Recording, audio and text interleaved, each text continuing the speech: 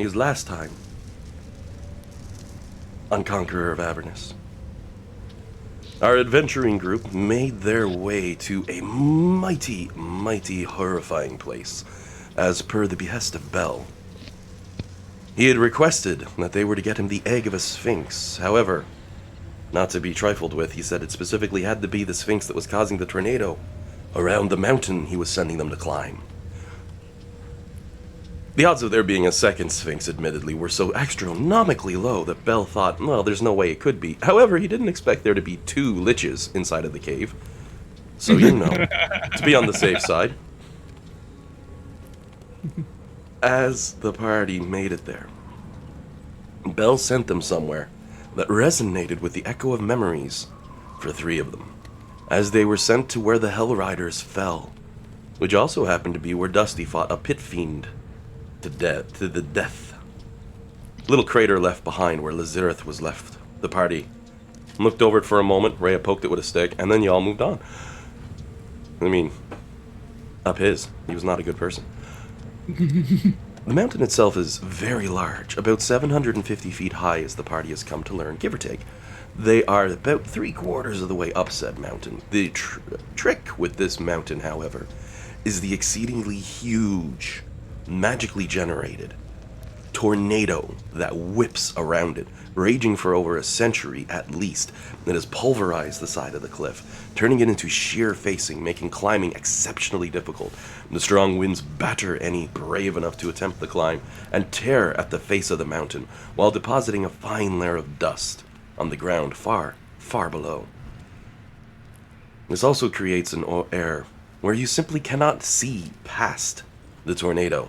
Climbing the mountain, you lose visibility after about, I think was it 200 feet I gave, or 100 feet last time? I had to look it up to find out the exact number. I'm going to say 100 feet, and that's 150 if you have dark vision. Thank you, Jade. That was very, very, very awesome, because I'd be flipping through notes like, shit, I looked that up at the time. Your vision limited to 100 feet, 150 with dark vision. And, more interestingly, as discovered by our wizardy friend, telepathy appears to cut out after 50 feet. Must be some magical natures going on here in this sketchy spot. As our party made their climb up, they eventually found a cave on the side of the mountain, and seeking refuge from the difficulty of their climb, they dove in. Which was a rather funny thing to see, because they decided, hey, let's turn Rhea into a giant gorilla. Really, really big. So, the party ducked their way in there. Alec is still presently an ape. Makes it easier to climb when you have climb speed, gives them advantage on a lot of the checks.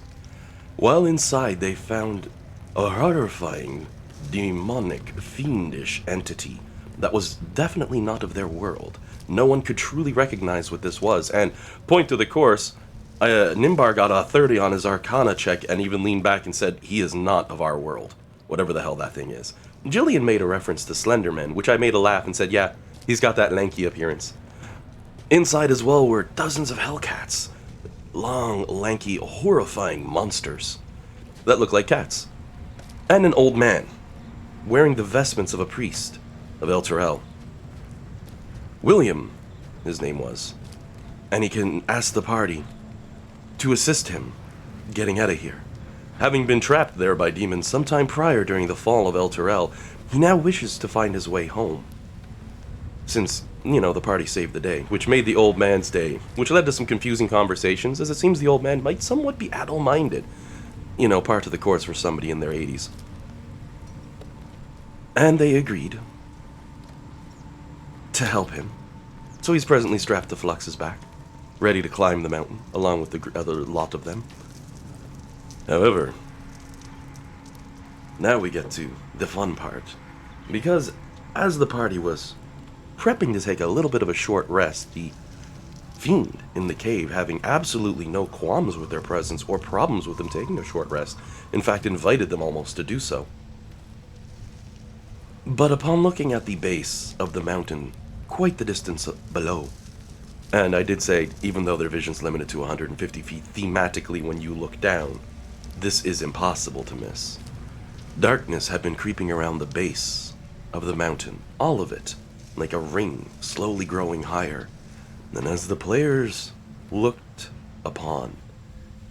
They saw it was not darkness, but raw obsidian, as dozens, hundreds of those drones clambered up the side of the mountain, falling into place and solidifying, becoming a sheen of obsidian over the very stone itself as they climb quickly towards the party. Which is where we left off last week, with them looking out a hole going, oh fudge. It was a nice spot, as I did warn the party with the present setup. Y'all are looking at a chase sequence coming up to get the rest of the way up the mountain, unless anyone has some high-flying fun time shenanigans. And I'm gonna go ahead and unpause the game and hit play on the clock once again to get things rolling for us. And with that refresher, and an old man on Jillian's back with a stick in hand, he goes, oh, what are you doing? And whaps her on the back of the head. We gotta get the hell out of here. And I mean, it's one of those annoying old man whaps, you know? Think Cranky Kong from the Donkey Kong series. Since we got monkeys everywhere in this one. I think I said I still have Nimber strapped to my back. Like, I think Nimber's on my back and the old man's in the front. Yep. Yeah. Also, this is no time to be monkeying around. We're being chased. Oh my goodness. Well, at this point, Flex is the monkey in the middle. So, I think if that idea I talked to you about, Alan, would work, I'll do that to speed us up a little bit. Okie dokie, monkey man. So Alec will drop out of his ape form. I'm not sure if that's something you can do through the commands with the polymorph, but if I open it, when you open it, do you have reverse transformation as an option? Up the top it says restore transformation. Yeah, give that a click. See if it'll switch you back to normal without me having to do it. Awesome. There's the angry druid himself. Delete. Temporary actor. Cool. Nice. That's nice. It would do it automatically, I think, to delete for me if I did that. But that is nice.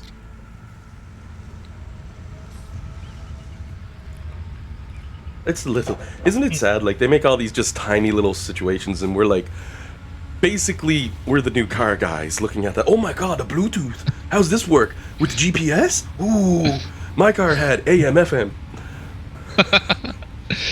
Does this car run Cyberpunk? No, but I can get it to go Crisis. So, what's your plan, Dean?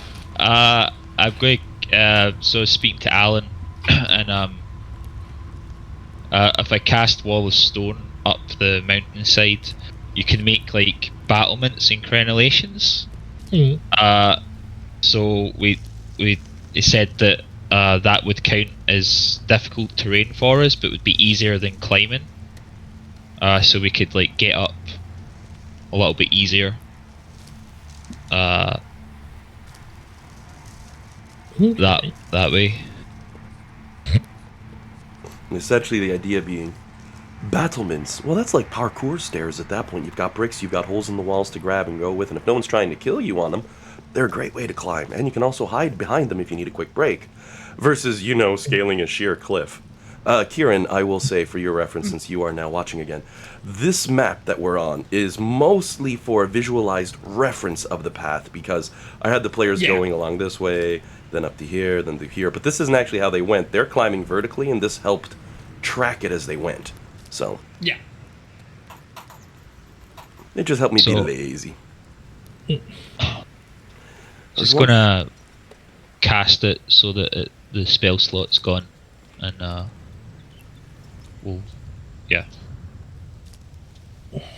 really wish I had a seek function to find my musical tracks, because sometimes I'm just scrolling through, because there's so many with tabletop audio.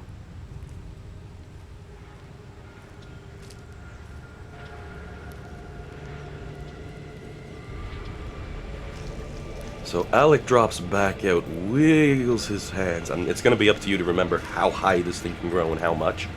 To do the math, essentially, I'm too lazy. Okay, so it's 10 by 10 foot panels, so that's like 100 feet. So it's like half the remaining distance. I think you said we've got 200 feet left to go, so that like gets us like a good distance away from the obsidian coming at least. And sorry, I missed that. It was how many feet going you've got? It says 10 by 10 foot by 10 foot panels. So 100 foot high, yeah. That's what I thought of from what you were saying, because they cut to 2 down to 1. So definitely, that's a quick action. So you can go all Naruto style with the hand signals and slam the wall. You know. Though it's verbal, somatic, and material. Small block of granite, you just reach over, snap one off the wall, it's like, oh, awesome. I don't need spell components today. You got all of being a druid just carrying about random rocks so you can cast spells. Druidic magic. Rock falls off table, rock hits ground. Safe.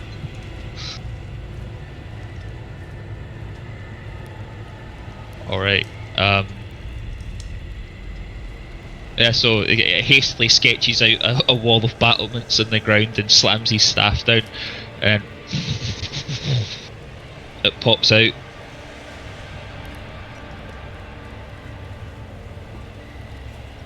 And the ground heaves and forges underneath your touch as the battlements roll their way out, filling up the side of the wall and climbing higher and higher.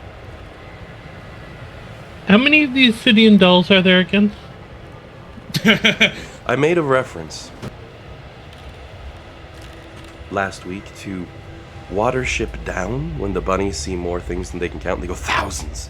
Because looking down, it rings the entire base of the mountain. They're throwing themselves on it to create obsidian. You don't know how many there are, and worse than that, Nimbar, in his intellectual capacity, knows that a mountain is shaped like a cone as you go up, right?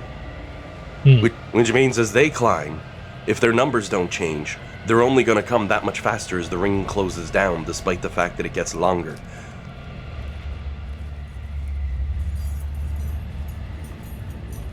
The easiest way I can actually describe this one, think of zombie apocalypse. That's the image that was in my brain, yeah. Is it like, what'd you call it? Ants piling on top of each other, climbing to get to It's the like where World they War Z. Yeah, that's the one where they just throw themselves at the wall and build like a zombie pile. Yep. Yep. In this, however, they're turning back to raw obsidian at the base in order to create a really solid structure. And unlike you all who have to climb, these things flow through obsidian. So for them, it's essentially like walking on the ground. They are converting a mountain.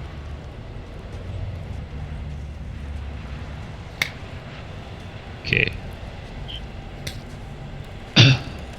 I guess Alec will jump on the first step of the battlement and say, I can have this battlement last for 10 minutes. We should go. The battlements will allow you to move at double your previous speeds, which for anybody who turns back into a monkey, I believe I said was about 20, given your limitations in carrying stuff, so you'd be moving at 40s. It was... Yeah, speed was half for anyone carrying someone. Yep. Except Jade. Jade's like, oh, look at me, I'm already there and back again. Yep.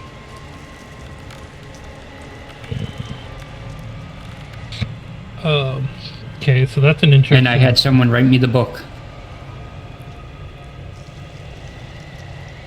Sorry, what was it? What about the book? What book? I said... Alan said Jade's already been there and back again, and I said I had someone else write me the book. Oh, okay. Little Yeah. token reference right there. Nice. Jade Cranky, they stole all the credit. He's like, I carried that damn ring. I used it too. Stole a lot of shit. Wrong one. It's a Hobbit's Tale is there and back again. Well, they both had the ring, and you stole the ring from Bilbo. He was like, I found the ring. But Jade's like, no, I took it from Gollum. I had to beat him up. None of this outsmarting stuff. I just beat him into the ground and took the ring. It was dungeon.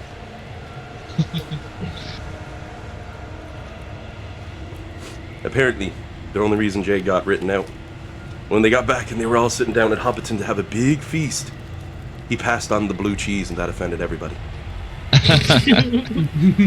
Hobbits. Halflings in D&D, but we're not allowed to say that.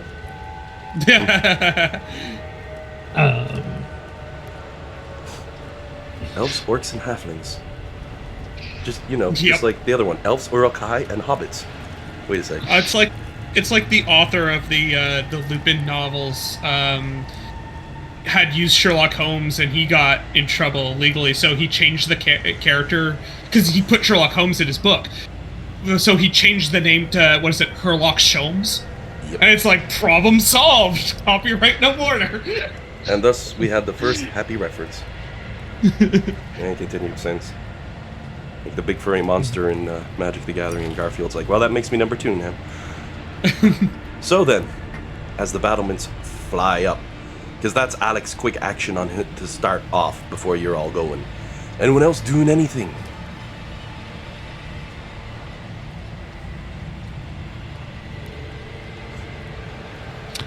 I feel like the only thing I have to do is just to keep running. Keep moving. Just keep swimming. Just keep swimming. Yep. Just keep swimming. Just keep swimming. Yeah, I'm just gonna run and I'm gonna try and poof out those real scary wings again, Courtney knows it's not gonna happen, but Bellamy is just gonna keep on trying. So, as you're going to climb again, what is the plan for the second climb?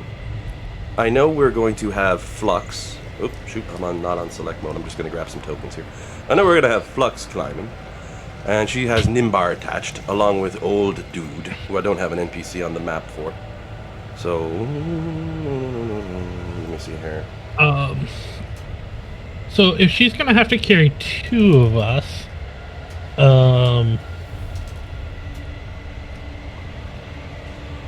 Jillian, did you want me to reduce person? Say like him, because that'd be lighter for you? You can if you want, but I don't know how far I'm going to get in a minute. Like, I don't know how... Well, I can keep recasting it right before the minute's up, right? I mean... it's a big ask for you to burn all those spell slots, but if you want to do that, you can. But also, we need to worry about the original issue, which is, what if they blow away? Because you wouldn't no longer fit in the harness, and your also would be a lot lighter. Apparently I didn't put any of my people NPCs in there, so I just grabbed an old one. Thrustwell Vaneth Emperor. You might not remember that cowardly arse. Oh, that guy. How far are we from the top of the mountain again? About 200, 250. 200, so... Alex, I remember him. So... John decapitated him. Yeah. Oh, right! Oh, God. It's accidental. That was so funny. Oh, my God, that was hilarious. Looks like he has 4 HP. Third level smite. Just... Looks like he's an arsehole. He'll be an arsehole, and he'll probably die an arsehole. But if the players kidnap him, he'll be handy. And they're like, nope. So, I mean, if it's 200 feet, we're going about 40 feet a minute, or 40 feet every 6 seconds. That's only 7 turns, so reduced person would actually be fine. Should it would you just be one. Make someone smaller or Flux bigger? You can do both. I also have that spell. I think it's important to remember as well that Rhea has no longer got a climb speed, so she's been doing athletic checks as well. And I don't know if Bellamy's still baby Bjornin with previous giant. Okay, well, Rhea. Okay, well, why don't I cast Polymorph on Rhea, and then Bellamy, why don't you enlarge? Because Flux has to carry 2 of us, so that would cause problems. So why don't you enlarge Flux, so that way she can carry both of us? Yeah, I can do that. That work for everyone?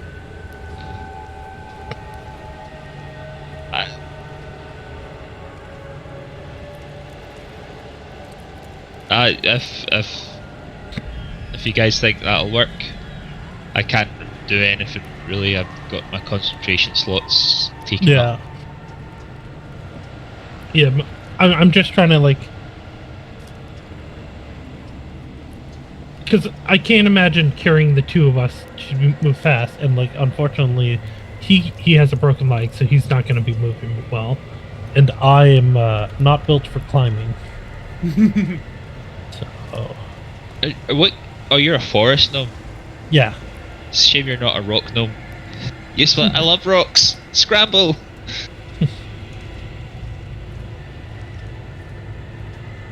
But yes, that sound good to everyone? Sure. Alright. Yeah. Well then. I will cast Enlarge on Flux. Alright, Rhea. Monkey mode, go!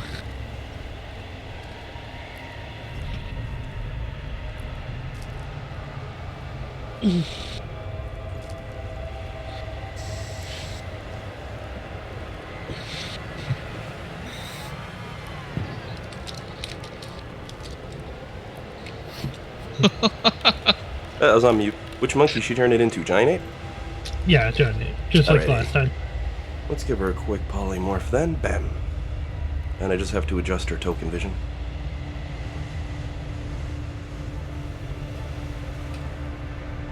There we go.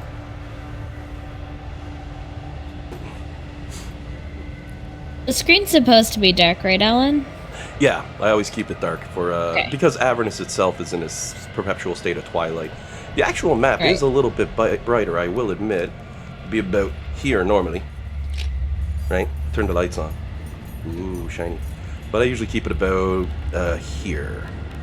Either a 0.5 or a 0.6 into the darkness, just to make it nice and dim. And I turned off everyone's bright light in their vision, since, you know, that was supposed to be bright light and dim light radiuses, but I'd rather just be dark on all y'all and provide off torches for when you need them. Get the actual ambience set. So then, what we also need to do, because I'm guessing Bellamy's going to be hopping on the back of Monkey, right? So, bang. Hell yeah. Love doing that. And we're going to have Nimbar with Flux. I wonder if this will work.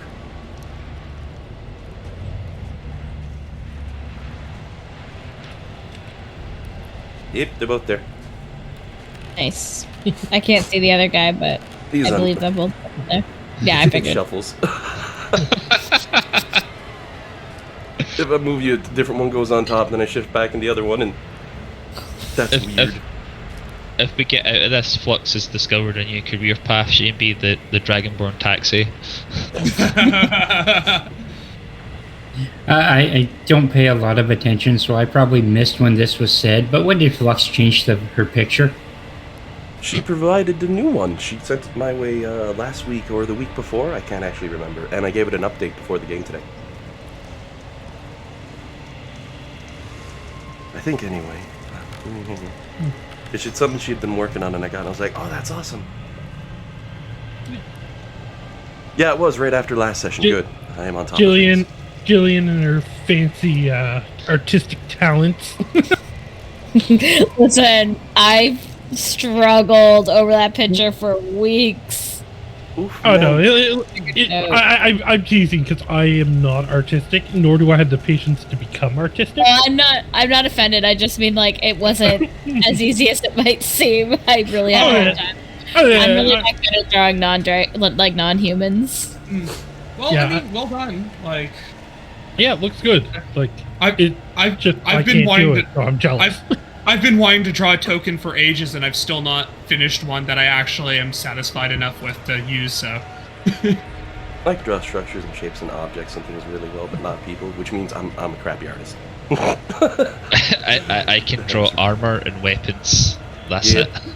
Hey, you know what? Well, I can't even do that, so I'm proud of all of you. I stick to shredding on guitar. That's my art. That and plots and stories. I can do that stuff really well. But shredding on guitar. And meanwhile, I've got we got Dan leaning back, nodding his head like, yes, that is the way. I can't. I'm not very creative. I find with anything, it's about finding that thing. I can't play piano to save my life, but I love guitar. I'm a rules lawyer. That's my thing. If it makes anyone feel better, I'm sure pretty much all of you can do something that I physically can't do, which is whistle.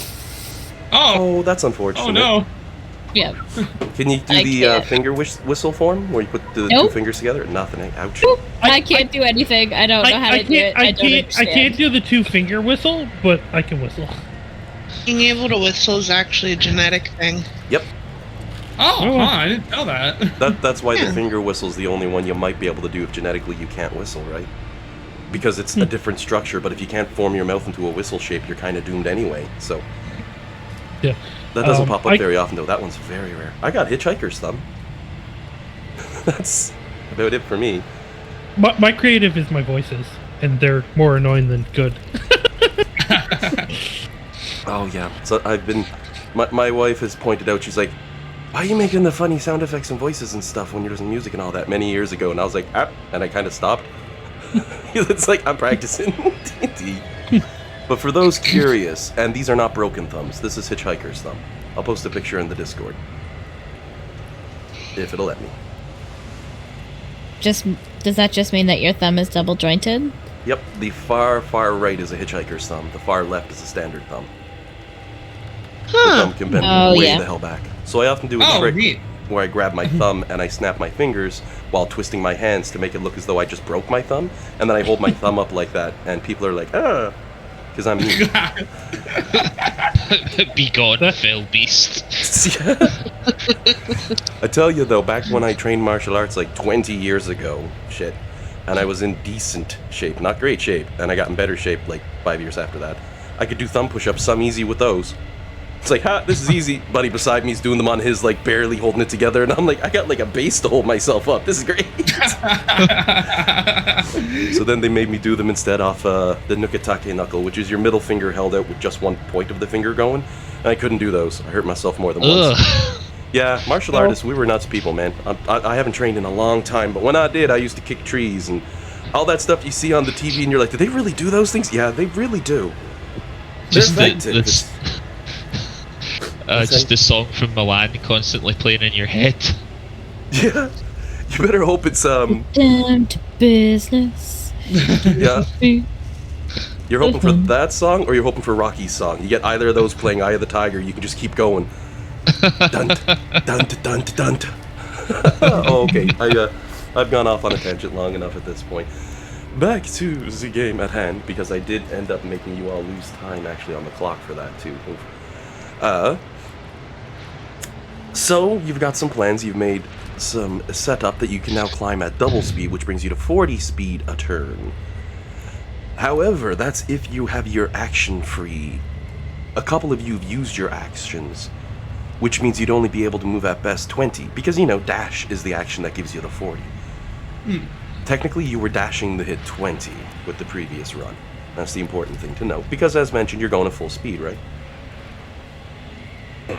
So, with that in mind, the first turn you're able to clear 20 if you're staying together as your cluster group. Thereafter, you can clear 40. Okay. I don't know what Jade's capable of clearing now. Probably 200. If I go all out, 180 in one round. Is he still anchored to Alec? Because I will slow him down and feel bad. Alec will be there sarcasting a spell, suddenly gets yanked by the midsection, thrown another 40 feet up, has to roll 2 concentration checks, cursing at Jade the whole way. It's nothing like I imagined. Yeah. No. I have a bag of holding. I will put him in there, all except for his head, and then I will run. So, You can survive in a bag of holding for a short period of time. Yes, but I gotta keep his head out so he can concentrate on his spell. Oh, I see. hey, it depends what components are required. You might need his hands too. His Okay, hands might have to be out doing that. But He then can reach out. we fall into that same question. You remember the whole thing about the dome? If you're inside or outside the dome, with the tiny hut and but they don't say that with the bag of holding. So you probably could pull some shenanigans. Just make sure it's not chompy. He might get a little bored and bite. Oh no, you'd never use Chunky for something like that. So let me set some numbers down into the actual chat log, so we have an idea of where the pace is. Right now, them bad guys are 450 feet below, having gained 50 feet of altitude so far. So I'm going to put this, that I'm going to say you are all presently at 0, okay? This means the bad guys are at negative 450, since that's how far away from you they are. And the goal is at 250 in front of you. I said between 2 and 250, and everyone says, good, 200. It's 250, everybody. DMs are never kind. When they give you a high number, it's almost always the high number. They only give you the small number, so you have that thought of, are we there yet? Just to pick on you. It's a rule or something, I swear. When it's options between taking the good path or being mean, well, I gotta make it a challenge. So to give you a representation on the map, you're all presently at... Oh, I didn't do it right. It was supposed to spread those out a bit more. They're at negative 450. You're all at 0. And the goal is 250. I'll update your progress as you get closer to 250, which I'm going to do now. As your first turn, then, expires, and you move, and I'm going to put another note in there for 100 to represent how high the battlements are. It gets a little tricky to follow a chase sequence, I realize, but this is the easiest way. I usually write it on a piece of paper, but I can just put it in the chat block. You can all see what I'm seeing to make life easy. You pull 20 feet forward, and just to make life simple, we're just going to move the giant ape as we do this one, because she's only moving, she's the head of the party. She's the slowest. And 20 Is in she your at half first... speed? For this first turn, you won't be able to move past 20 if you want to have the team together, because Alec cast a spell, which takes his action up, which means he can't dash, so he's moving it half and a half. So to keep the team together, i.e. like this, I'm just gonna move everyone. Is the speed halved because we're climbing? Oh, your speed's Or- half because you cast a spell. Oh wow, Right. that really glitched Okay. that time. Now they're like side by side. That's fine. Your speed is halved because you cast a spell. You've been dashing while moving in order to hit your maximum movement speed. Previously this was 20, which was 10 and 10 with all the divisions. Okay. Now you've got it up to 20 and 20 since you've made these battlements, up to the 100-foot marker. But since you Okay. had to cast a spell on this first turn where you're all running, you can't use that dash action. Technically, neither can Nimbar and Bellamy, I believe, at a glance. I'd have to double-check the spells, but I think that was the order, so a couple of you might be limited. Nimbar's Polymorph, that's a full action, as is Enlarge Reduce. So both of you, well, are riding on the back of someone, so it doesn't really matter. But Alec doesn't have that wonderful advantage. Also, are you turning back into an ape? Because that's going to take you another action, isn't it? Wild shaping is an action for me, yeah. Yep, so you might be limited on this next turn, because as you look down, you notice the horde growing. And Bellamy, you had a question. I cut you off. I am sorry. No, Or that's the okay. Courtney. I was just gonna say, would freedom of movement help him keep up with us? I've got something that might save you a spell slot. I might just wild shape into something small and just cling to Jade like a baby animal. Yep. Just like- Right. Small. If it's a size category below, you're not going to have much trouble carrying. Flux is having a time because she decided, I got 2, but I have an athletics check. And Rhea, meanwhile, right? Yeah, I also forgot to mention, as a fun one for last week's episode, as the party was climbing, During the disastrous attempts to make their way up, they were bombarded with challenges, and in one of them, boulders fell. Rocks fall, kill the party, right? That was the plan. That was my joke, sir. Yep. Oh. It wasn't a joke, it was a plan from the get-go. It's like, I will drop rocks on them and kill them. I mean, I will admit in Avernus, I tried to do that as well, but it was ROC rocks. You know, those will do the jobby. They almost did, too. You want to wipe out a low-level group, throw 20 rocks at them and be like, rocks fall, kill the party. But I'm not that mean today. Rhea had blocked with her arm and took a huge brunt of the damage to her ape form, and failed the con save and ended up falling. At that exact moment, it looked like her head sprouted tiny wings, but this was actually Bellamy. Bellamy appears to be of celestial origin. Grew wings, flew for a half second, and stuck them to the wall. You'll also notice nobody's flying. I warned the players with the amount of incredible wind going through this area. First, hover won't save you from falling. If you fall prone, you will fall. Because you will fall into the air currents if you have prone, or hover. And secondly, every 5 foot of movement in air will cost you checks upon checks. You ever fly anything through a hurricane or a tornado? It's bad idea 101. You just cling and hold on. That's what the party's been fighting. I'd love to see a tornado. I would too, but at the same time, not in Nova Scotia. We don't have a lot of ground, so I'm pretty sure it would just remove the entire province. Just go from one side all the way up to the top of Cape Breton, and we're gone.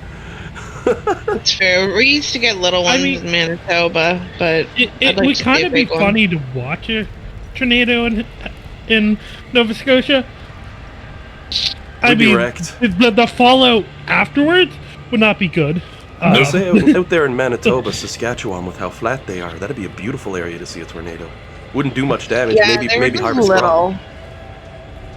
Some dude running out to his wheat field. He looks and it's all been perfectly torn up and set down. He's like, "Thank you, tornado." This is not that would ever actually happen, but you know, Dungeons and Dragons style, we can hope. So as you start your next turn, you've noticed the monstrosities have made it at least 50 feet higher towards you. You're now 20 foot up on the battlements, with 100 foot remaining. This actually works mathematically very nicely, as you can move 40 and 40 in 2 turns if you just book it, which will put you up to the top of the battlements. Of course, Alex still needs to change form, however, if you want that climb speed to make it so you're not rolling checks.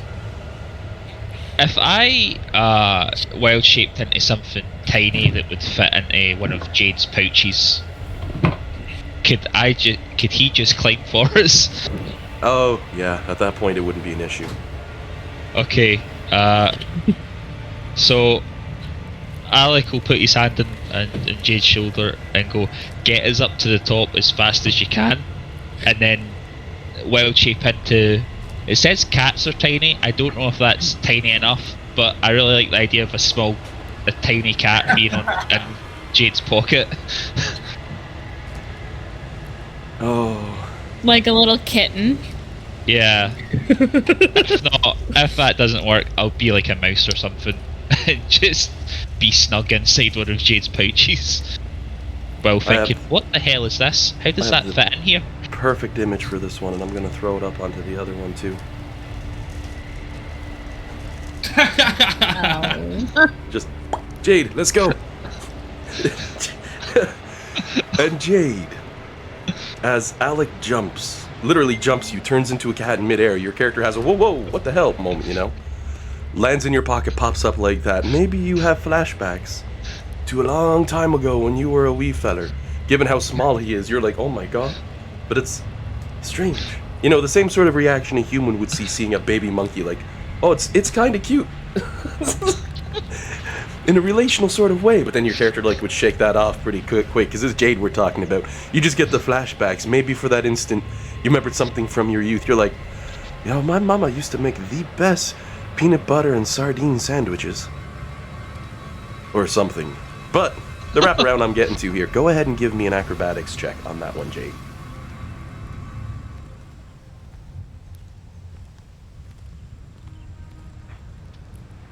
Jade's a tabaxi. I have to make the jokes when they come up in moments like these. But I tell you, if somebody... I make it bad for the monkeys. It was monkey butt all last week. Can't repeat that. Oh! Can I... Wait. You do have doesn't have advantage reliable- on those. Jade doesn't have reliable talent on acrobatics? What? Acrobatics Jade is level. not trained in acrobatics. Oh, was How- it athletics that he's trained in then? My bad. Feel free to roll athletics check. I went with the one I thought you had. It's been this long and I didn't know Jade doesn't have acrobatics. And yeah, I'm kind of as surprised as everybody else. He's a rogue without acrobatics. Take that one back. I'm gonna delete it off the board and give me an athletics skill check. If I knew acrobatics wasn't your game, I would have given you the options. But it's literally your character responding to having someone jumping in their arms, and whether or not you're going to have a penalty to your speed movement for this round, which will determine whether or not the party can maintain 40 feet. Essentially is what we're going for. I was gonna have Jade do like a front flip, but 15. It's sort of an oof as he slams into your chest, and you're like, I didn't even feel him. And he just pops his head up out of a pocket. Good, let us go, my friend. Except it comes out as meow, meow, meow, meow, meow. Except he's a little kitten, so it's probably. I can't resist. I stretch Just it under the chin. You give him Alex- guidance. Probably enjoys it. Alex, like, this is awkward. Don't do. Oh my God, this is the best. Is this how cats feel? Oh, this is best. I'm turning into a cat again sometime. So Rhea will awkward pet if me. he purse. It's like, Rhea will pet me sometime. I will have to turn into a cat again. This is the best. You lose track of everything as you get your chin scratched. And Jade's just, running along like, this is easy now. So with that wonderfully comedic moment, you are able to continue to clear. Oops, I didn't mean to paste that one. I meant to copy my previous text. Oh, it won't let me copy. I have to type it up again. That's a name. So you're all pushing forward another 40, unless anyone has something up their sleeves. I will state bonus actions and reactions don't cost nothing as far as your movement's concerned. Right now you're using your action and your movement to travel the full 40. So I figured I'd check if anyone's got anything up their sleeves. I mean, your shield's going, fireball.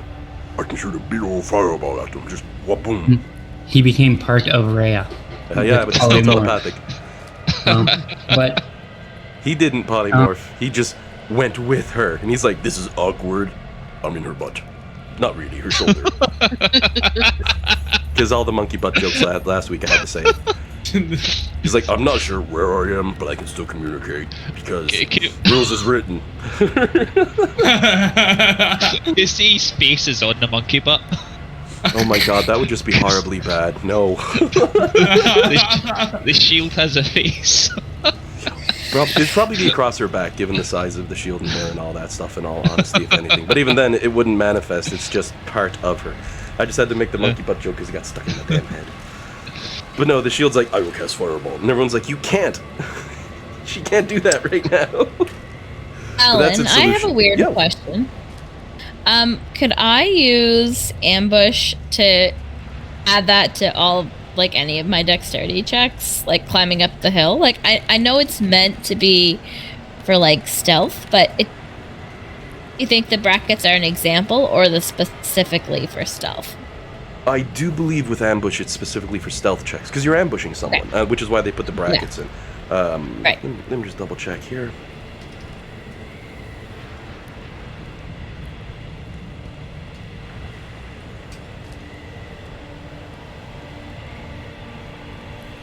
Yeah, if they're putting it in like that, that's specifically for the sneak usage of dexterity. Yep, that's because fine. Otherwise it'd have a clarify. name like Athletic Response or Jade's Feet or something like that. But as we've learned, Jade is not dexterous. I was wrong. Well, he's very dexterous, but he's not agile. He's the toughest rogue you ain't ever seen. Other rogues be popping locks, he's be popping claws and knuckles. Lock's already locked and unlocked. And, oh, I don't know. I'm trying to be cool today, but it ain't working, okay? So then, back on. You are now up to 60 feet. I'll type this up, but I'll say it out loud to save the step. You are up to 60 feet, and you notice the monstrosities have risen up to 320 feet away from you.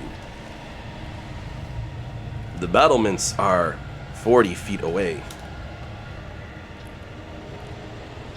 As we start the next round in this wonderful chase scene.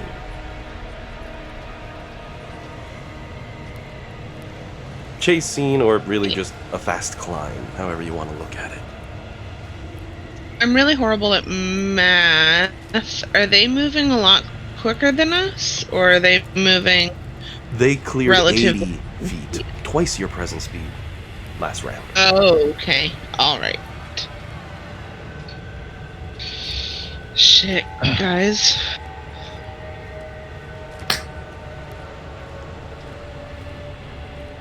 We're just gonna continue to hustle. climb. If Jade like boosts us up to the if he like speeds us up to the top, I can cast more spells. Done.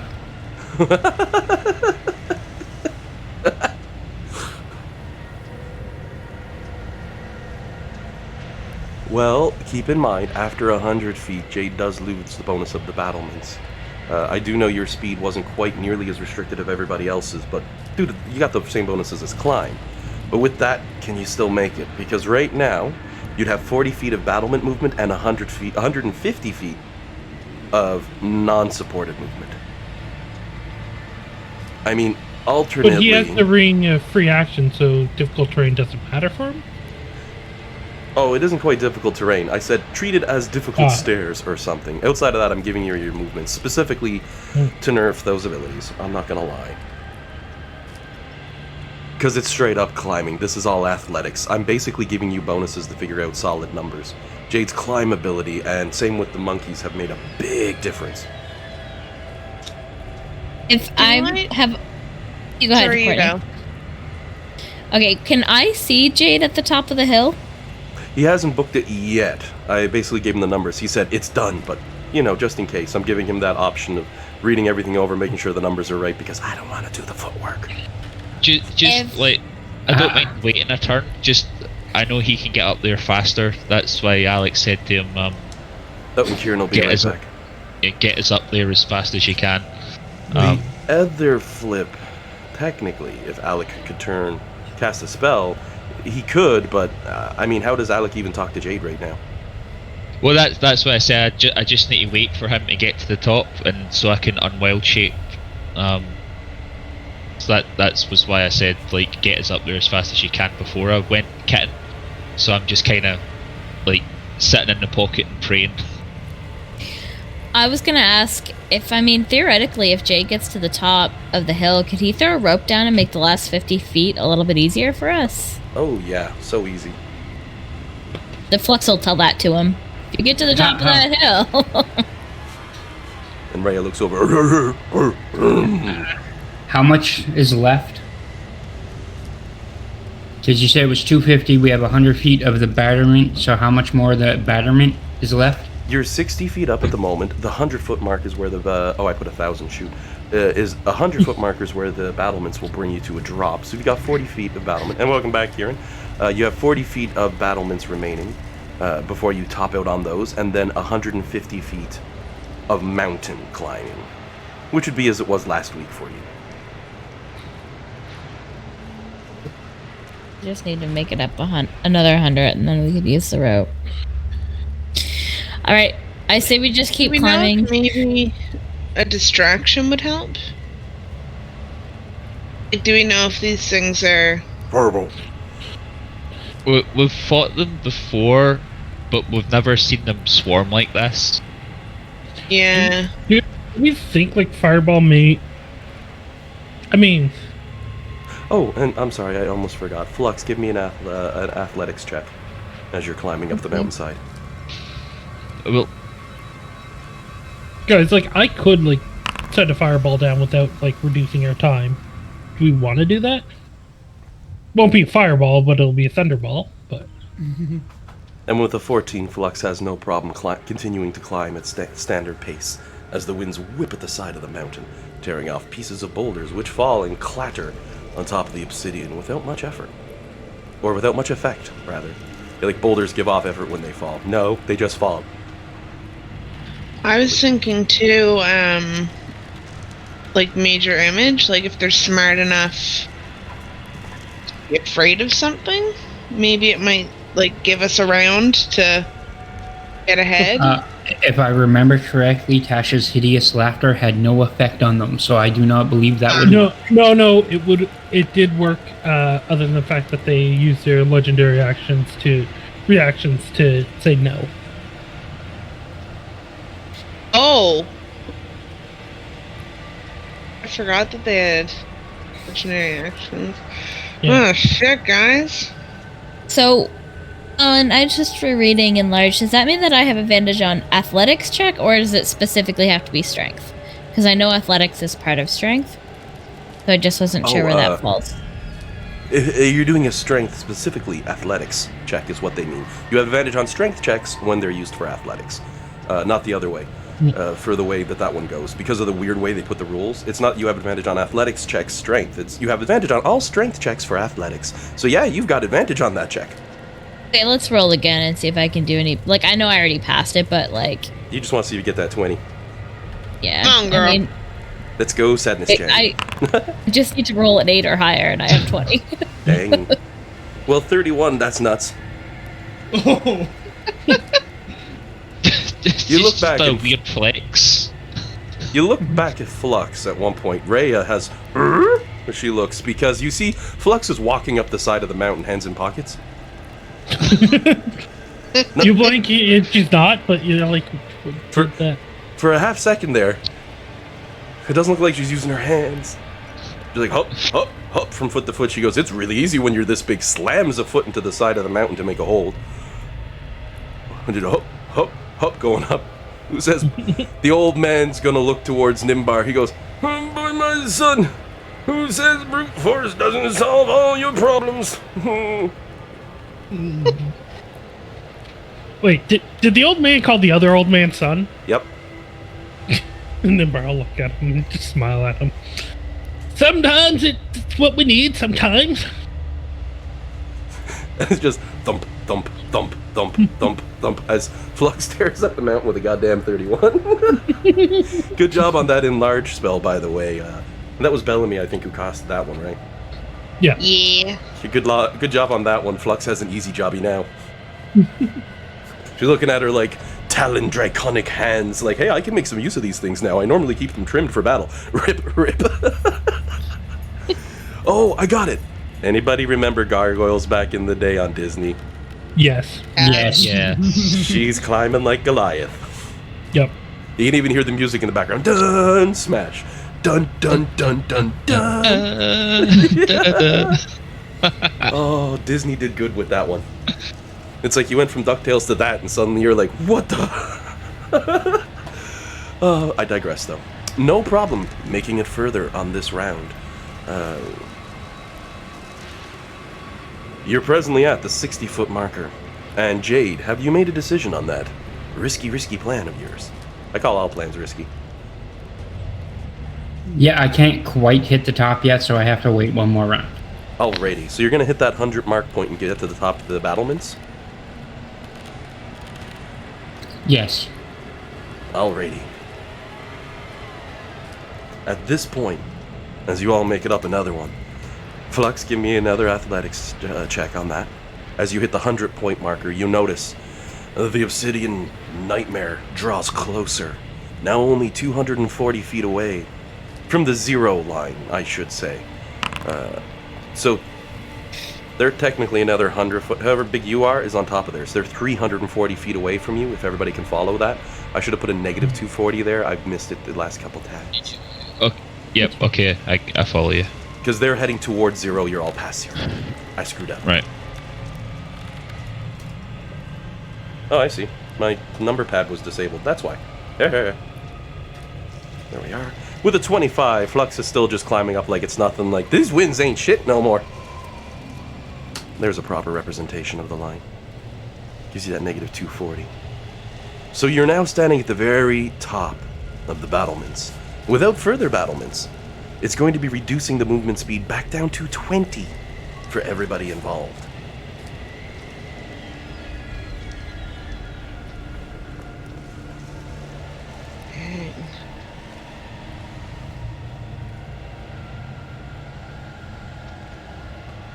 Kieran, I hope you got like a good coffee or something, man. I know. I've been just kind of watching with. I'm really curious to see how this ends up, because this is kind of a nightmare scenario. This is actually relates to something that I've had nightmares about, something very similar to this actually. So. Oof. Well, on the plus side, you don't have to worry about your character dealing with it. You're not going to get a Deus Ex to save them. Don't worry. You get to lean back and watch people deal with it instead. Oh, yeah. If you live vicariously through them, I can't help you. But... So what's the plan now with the 100-foot marker?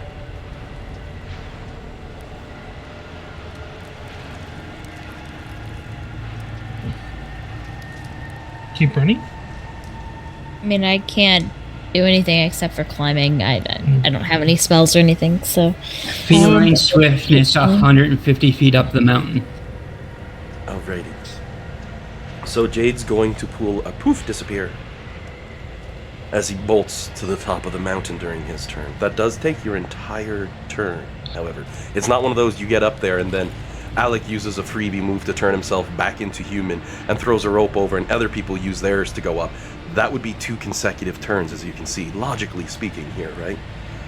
Because it's 6 seconds for you to get there, and then he throws the rope down an instant, and 6 seconds for people to start climbing. So, that's 2 separate turns, but you can certainly make it up to the 150 foot to make it to the edge of the mountaintop. Behind you, there are some outcroppings and some areas that lift up as you make it to the top, though it's mostly a plateau. You would need to walk around and explore a little bit to see what are around these points, which gives me an excuse to not have to worry about putting you on a different map. But the other map is actually designed that way. I'm not just lying. But I'll put you both up here. Can you explain to us again, Alan, why it's 20 feet of movement whenever we're climbing, like, without help? It was originally that you were capable of climbing at... let me see here... The monkeys can pull 40 movement feet. That's their standard. However, climbing on the mountain, I said even with a climb speed, due to the wind, due to the sheer terrain, etc., you'd be reduced as if it were difficult terrain to half of your movement speed, which is 20 foot. That's the reason why everybody got stuck with the 20. Okay. You were quartered, which brought you down to a 10, and then by also using your dash, it brought it to 20. That was the lowest movement speed on the team, essentially, was 20. Okay. But if I'm carrying Nimbar, then isn't half my speed 15, so couldn't I still go 30? Let me take a look here, because you've got a 30. It seems the one with 25 feet. I think it was with enlarging you. How did we do that last week? There was a way you all got each other all to 20. Oh, no. I think you were the limiter. There was somebody who limited the team to being able to max out at 20. I'm just having a really hard time remembering. You know what, I'm going to redo the math. Just 1 second here. Because I don't even know what it was. We had... Wait, wasn't... Alec was an ape. You were enlarged. Were you enlarged last time, or were you also an ape last time? No, she was just regular last time. Just right. Oh, right, because she was just carrying Nimbar, because he's small. S01e11. Now that she's large, she can carry a medium and a small. Oh, right. I nerfed your speed because you were carrying Nimbar. That's what I did on yours at the time. As of right now, with the battlements, you would have made it about this far. With your present, you'd be moving at half speed, which would be 15 feet, which would double up to 30 if you don't do anything else. The monkeys have climb, so their 40 drops to a 20, which doubles up to 40 anyway. Yeah. Yeah, Flux will tell them to keep going, and she'll just keep trudging. You're going to get very slow. Once you hit the mountain, you'll be moving at 20, because your 30 drops down to 10, and then it doubles up to 20, because of how I'm going to cut that. Because I'm carrying 2 people? Yep. You lose 5 foot of movement for carrying 2 people after I cut your movement in half, not before. I'm being a little more polite. Otherwise, you'd be down to like 5, and that's just cruel. Okay. But because you're carrying... characters who are size category smaller than you, 2 of them, I only take off 5 foot of your movement since you're climbing with them and have to be extra careful not to crush Nimbar or the old man in front of you, and Nimbar on your back is mostly looking over there like, oh, they're still coming. Oh, wow. The math. The brain hurts. Urgh. So that was 15 minus 5 is 10, doubled up is 20. Your max is 20. For Rhea, since she's carrying Bellamy, she's not going to have any trouble now. Even with difficult terrain, she can still pull a 40 on each turn. Because she only gets a half drop. Yeah, Flux is going to tell him to keep going, because if more people are at the top, then they can help maybe get some rope down or do something to get us up there. So, Rhea is just on autopilot for the most part and is going to move another 40 feet forward. Mm-hmm. The obsidian monsters are now up to 160 away from 0, which I'm going to add in there. Flux is at 120. Ray is at 140, which also includes Bellamy because she's along for the ride. And we have the remainder of them at 250 for the 2 of you that are on top as we start the next round of combat. And apparently Rhea did the math this time. The monkey just speaks up. There appears to be. Sounds like Hank for a half second from X-Men, you know? Smartest ape type thing I could think of off the top of my head. That's intelligent. Or maybe Mojo Jojo. Yeah, she starts explaining it for half an hour. Mojo Jojo. It gets so bad, even the obsidian stops moving. I digress. What's the plan now, as they near? So you're 280 feet ahead of them at the furthest with Flux. So Alex, human again, because he wild shaped when, well, he dropped wild shape when Jade got up there. Yeah, and that's like a free action for your guy anyway. I don't know if it's free for non-moon druids. Oh, that's a good point. It might be a bonus. I'd have to check. I know dropping wild form. Yeah, it's a bonus action to revert to. Yeah, so it's a bonus action to revert to human. Yep. So okay, right. So you drop a rope. I might leave the rope dropping to Jade because I could create more battlement stairs for our slowest member. Let me just scroll back and see the range. Range is 30. Oh, that's enlarged, reduced. Wall of stone. Range is 120 feet. So you could create battlements up to 120 feet away from where you presently are. Is that within range of... It'd be 10 foot above Flux's head, because that'd be the 130 line. And Flux is at 120. Okay. Technically, you can move 10 feet down, climbing, cast the spell, and move 10 feet back up, because you've got... Oh, wait, no. You're not a monkey. You have 30 foot... You can only move 5 foot down and 5 foot up, because you'd only have 10 foot of movement if you still wanted to do an action. So that gets a little tricky. Yeah. Yeah. But it'd still be, like, even if we only have to climb 10 feet of sheer rock, that wouldn't be as bad.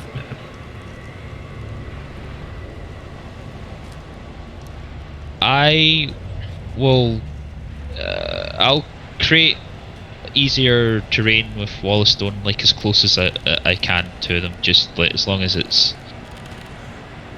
Rhea's climbing. The ground beneath her suddenly turns into stone, and she grips on. She's like, and Flux, she sees it come so close, 10 foot away. Probably has a little huff moment. The old guy looks up. He's like, "What? Oh my God, that's one ripoff. He couldn't get the extra little bit on that. That's like buying a cloth and it doesn't cover my damn heels." He looks over at Nimbar. So cold in the winter. I'm doing the best I can. You just hear from way down below, "Try harder. We have a deal." Flux will accidentally elbow him in the head. Oh God! Oh, sorry. Oh my God. Sorry about that. Shoots a glare at you. Looks a little irate, rubbing the side of his head. Ow! I mean, you can climb the mountain yourself if you don't want to get bumped in the head with my elbow. It's up to you, sir. No respect.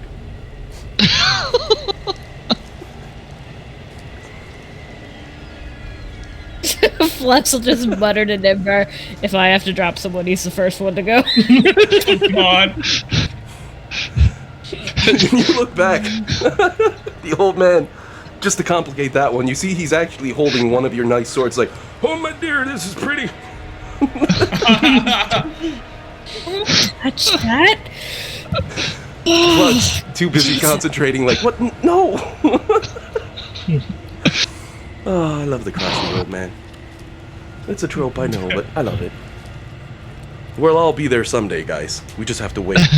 What do you mean someday? I'm just a crotchety man right now. I need like another 30 years before I'm claiming old. Unless I'm talking to teenagers, then it's like, yes, I am old. Hello. Hello, fellow youths. Oh. I used to be with it, and then they changed what it was, and now I'm no longer with it. That's and they're never wrong gonna happen for to me, man. Back in my day, Netflix used to come in DVDs. Sure thing, Grandpa. And you had to go to the store to get it. Let me tell you about Blockbuster VHS and the rewind policy. Okay, now that we've all dated ourselves, the only thing left to do is drop a cassette tape down, you know? Boom. Which one do you want? I have an entire collection, I believe. Oh, hard to beat the old magnetic tape. They got some nice sound on cassette. But I could go on. You are all now on... Oh, sorry. We can go way back and I can start dropping records.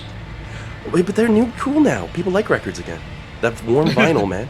I got some old speakers from the 80s, some PSP CS180 tower speakers with like 500 wattage power or something crazy. And it sounds so nice on vinyl, so warm.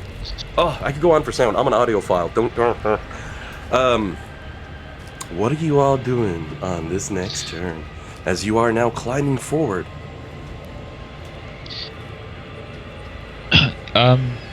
So I kind of lost track of turns there. This is the turn I cast the new wall of stone on. Yep, you have tossed down a wall of stone to provide them with grips in the battlements, which means your action's done. Everyone else still has an action for this turn.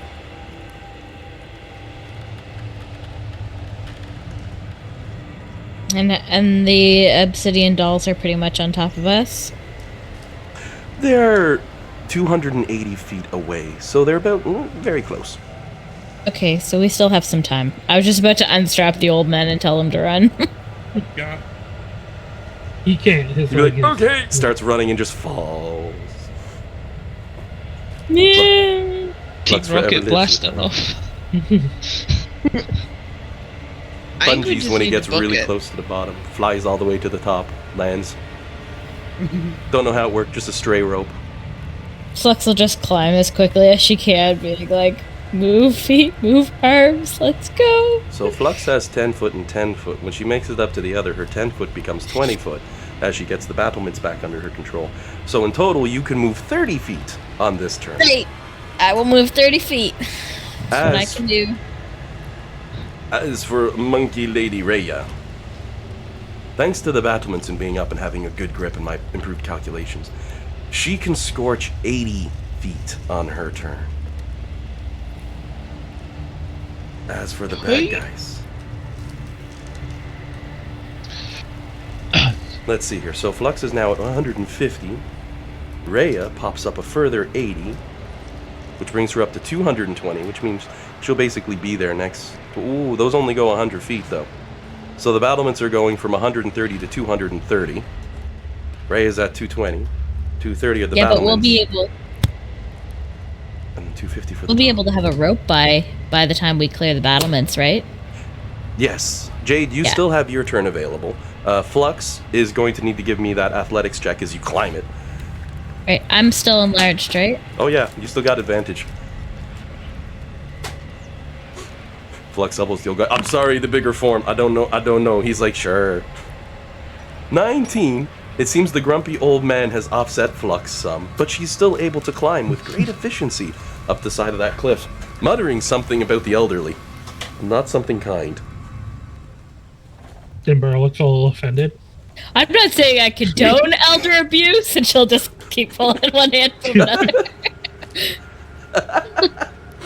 Yes, exactly, just like that. Oh my, oh my. Anything for anybody else as we go? Jade, you got that rope? Is there anything I can tie it off to? Oh my god, so much. There's so many rocks and stones just sticking up and around. You could tie it off. You'd lose 5 foot of rope, but you could tie it off.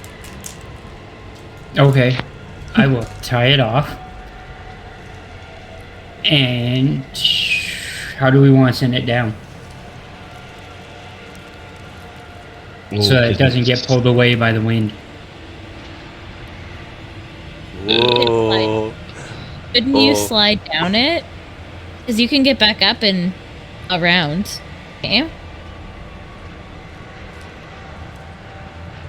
Like if you went down a little bit and like split the difference until somebody at the bottom was able to hold on to the rope. Because you can get back up, no problem, right? How far is Julina? We're 30 feet? I don't know how this is gonna work. But can I mage hand it? Hold it in place?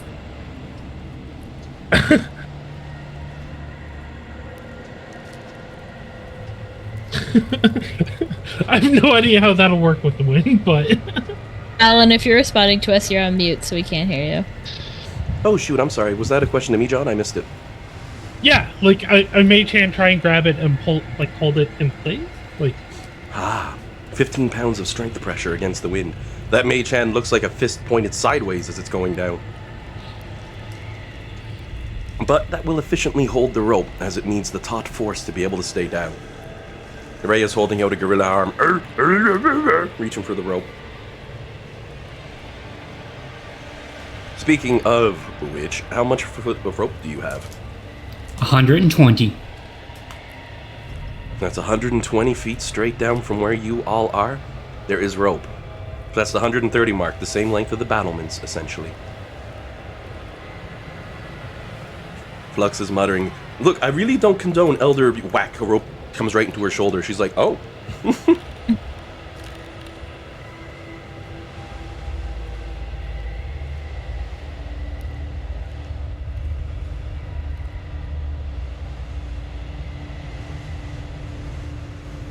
I mean, we're gonna keep moving, right? Yeah. Is there something else people were gonna do? I'm just waiting for the next turn before I can do something. Yeah, I mean, I think we all went. I'm just holding on. Alrighty. So you're going to climb a rope.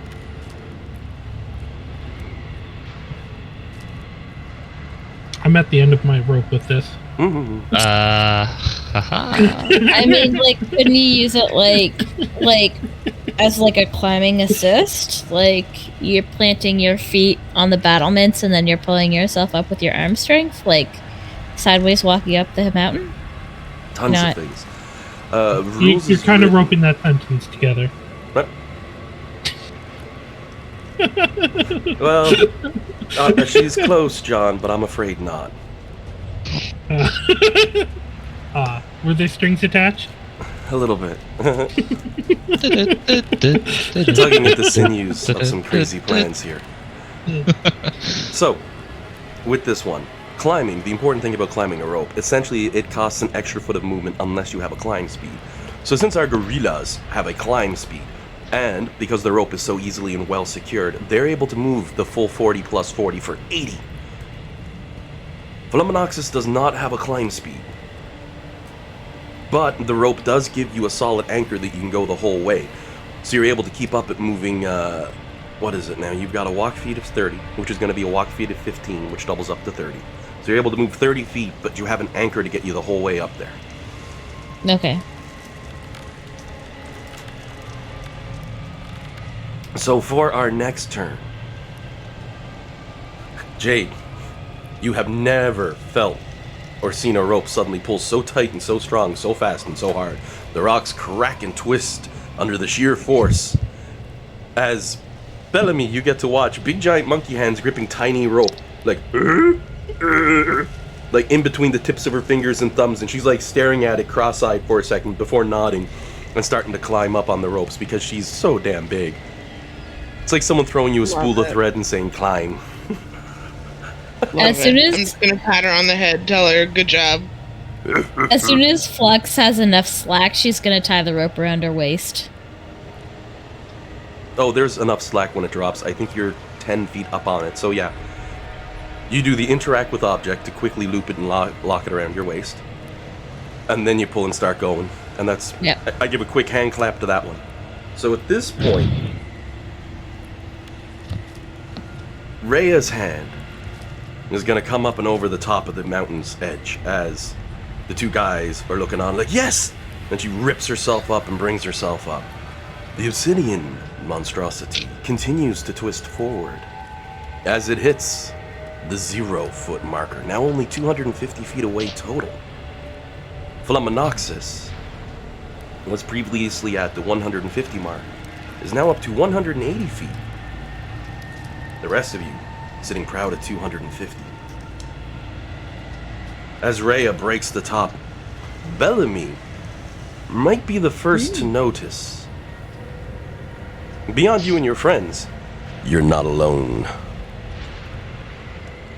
Oh joy. As you can see in the distance, peering out from behind the rocks, some dude. Yeah. Like, Y'all, I see some dude over there. I'm saying it in Bellamy form. Like, that's exactly... Yeah. It's a high stress situation. There's every chance we'll yeet him off the side of the mountain. Later. Serious. Not now. There's a guy who's peering around the rocks and wearing some robes and all that. Seems somewhat scholarly and a little raggedy. It's, you know, the way it goes. And carrying a stick with him, he's just peering around the corner. Some dude. Because honestly, if I look at Bellamy's character and the way she's been and how cool and stuff, I could see her going, there's some dude over there? Yeah, for sure. And Kieran, if you would like to describe some dude. So, what you see before you is basically a slightly, like a robed and slightly disheveled looking half-elf with brown hair, carrying a, you know, somewhat fancy-looking ruined iron staff, and, you know, kind of peering at you guys a little bit nervously, but, like, as he notices that you notice him, he's gonna kind of come forward a bit and go like, so, not devils, right?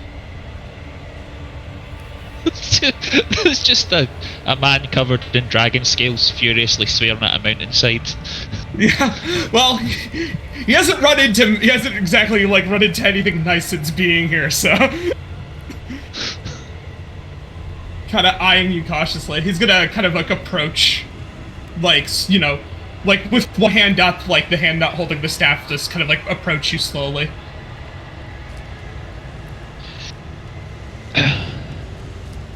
Y'all, we got company. Some dude.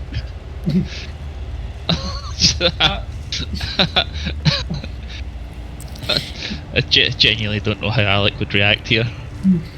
Meanwhile, Flex has no idea what's going on, so she's just like, Rhea, if Bellamy's at the top of the hill, do you want to come back down and grab one of my passengers? Rhea? Rhea's looking at the old guy, looking down at Flux, looking at the old guy, looking down at Flux. Rhea shakes her head, grabs onto the rope, and nods at Flux, and makes a motion to start pulling. Nice. Alec will I was scream so hoping. Alec will scream at the old guy, "Can you kill rocks?" He looks up. That's a very rude question. And he looks over at Nimbar. Why is he asking me about that? I'm not giving any of my personal information out. That's weird. I thought Kieran's character was old. Oh, How many no. old This men are we? this He's this guy, disheveled, not old. yeah, Okay. this guy isn't old. No, he's like a bit unkempt, but he's Okay. like He's 34, so he's a half elf as well, so he wouldn't be like as old as human. But He's this is ancient not. Gaelic then. This is not his picture. Yeah, most of everybody, it's like party starts off. It's like we're all 20 something. Hell, even Dusty comes up. How old are you, Dusty? I'm like 47 and 100 years on top and blah blah. No, really, how old are you? No, 21. Peering over the cliff and probably horrified at what he's seeing. How far down are they right now? The people who are climbing. Flux is presently at the 180. Oh, I was putting that up and I didn't hit enter. Flux is presently at the 180 marker as she's gained another 30 feet. The obsidian monstrosities that charge behind her, which you can now, Flux, you can almost clearly see the rage in the eyes of those darkened monsters as they carve forth along the mountain. They're only 180 feet away from her, and she's about 60, 70 feet up. What's 250 minus 180? Damn it, Alan. That's 70. I should know that from playing Crib. 8 and 7 is 15. So, if she gets a bit closer, I can help.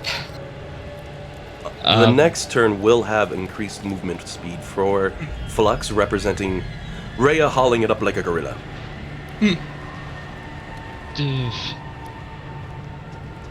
I think it's something that might slow the obsidian things down, but I'm not sure if it would work.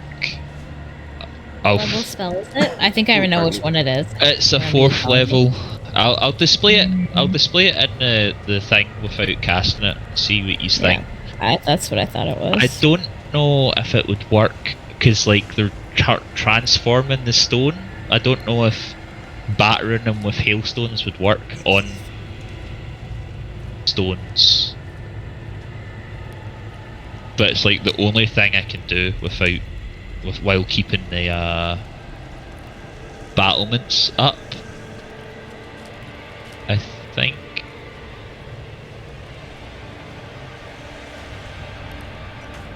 It would be foolhardy to think a singular action by any one being would be able to stop such an onslaught of functional capacity here. However, you definitely probably could slow them down with shit like that. Yeah. I think I'll do it. I think Alec's pretty angry, so I think I might cast it anyway, just see if we can hammer some of them off the mountainside at least. I also want to do like a Lord of the Rings thing, like Saruman and Caradahas. Which also gives our new friend the opportunity to see druidic magic at work. High-level druidic magic stuff you don't get to see a lot. I mean, Ice Storm is Ice Storm, mind you, but... And you didn't know druidic magic had so many curses. Alec's not in a good mood right now, so you know, I'm rolling with what he said last turn. Do you know what? Seeing that, I think he'll help out as well. Wait, hold on. VTT is going like... There we go. Did that... Using the staff. I'll add some extra layer to it to try and, try to bulk out the ice storm. Ooh, double ice storms. As Isaac comes over, spins the staff around, slams the foot of it into the ground. He's like, good, I'll get the other side. And you both shoot out 300 foot with a... Is it a 20-foot radius, 40-foot high cylinder centered on a point within range? Both of you make a 40-foot, 40-foot, 40-foot, 40-foot. Stuff like that. Yeah.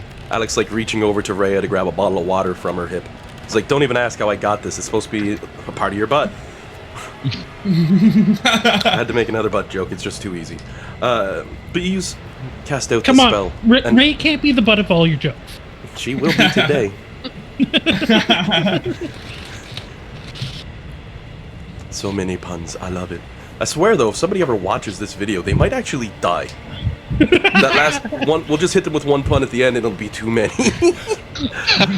I mean, I think like that was Courtney's first session. Like at the end, she was just dying. It was fun, though. She had a lot of fun with it. I think she made half of them. I can't remember. My memory's not that good. I try to make it good, but that's why I take video. We're a pretty punny group. So, your ice storms as you blast them both out on the next turn. actually does cause a delay. It manages to make a curve in their numbers so that they are, even though still going crazy high and fast on the mountain, they're no longer directly on Flux's tail. So, I am going to dip them back 40 feet, so they only gain 40 feet chasing after Flux on this turn. It makes sort of a dip down from your storm of attack. It definitely slows them, causes them pain and injury and damage, and looks really cool because a lot of that ice storm gets sucked up as well into the tornado, blustering around and greatly increasing the range of your spell. It becomes disastrous, in fact, within moments. And what might go from excitement will become abject horror as an ice storm encircles that entire layer of the mountain. And is now creeping up with the obsidian towards you.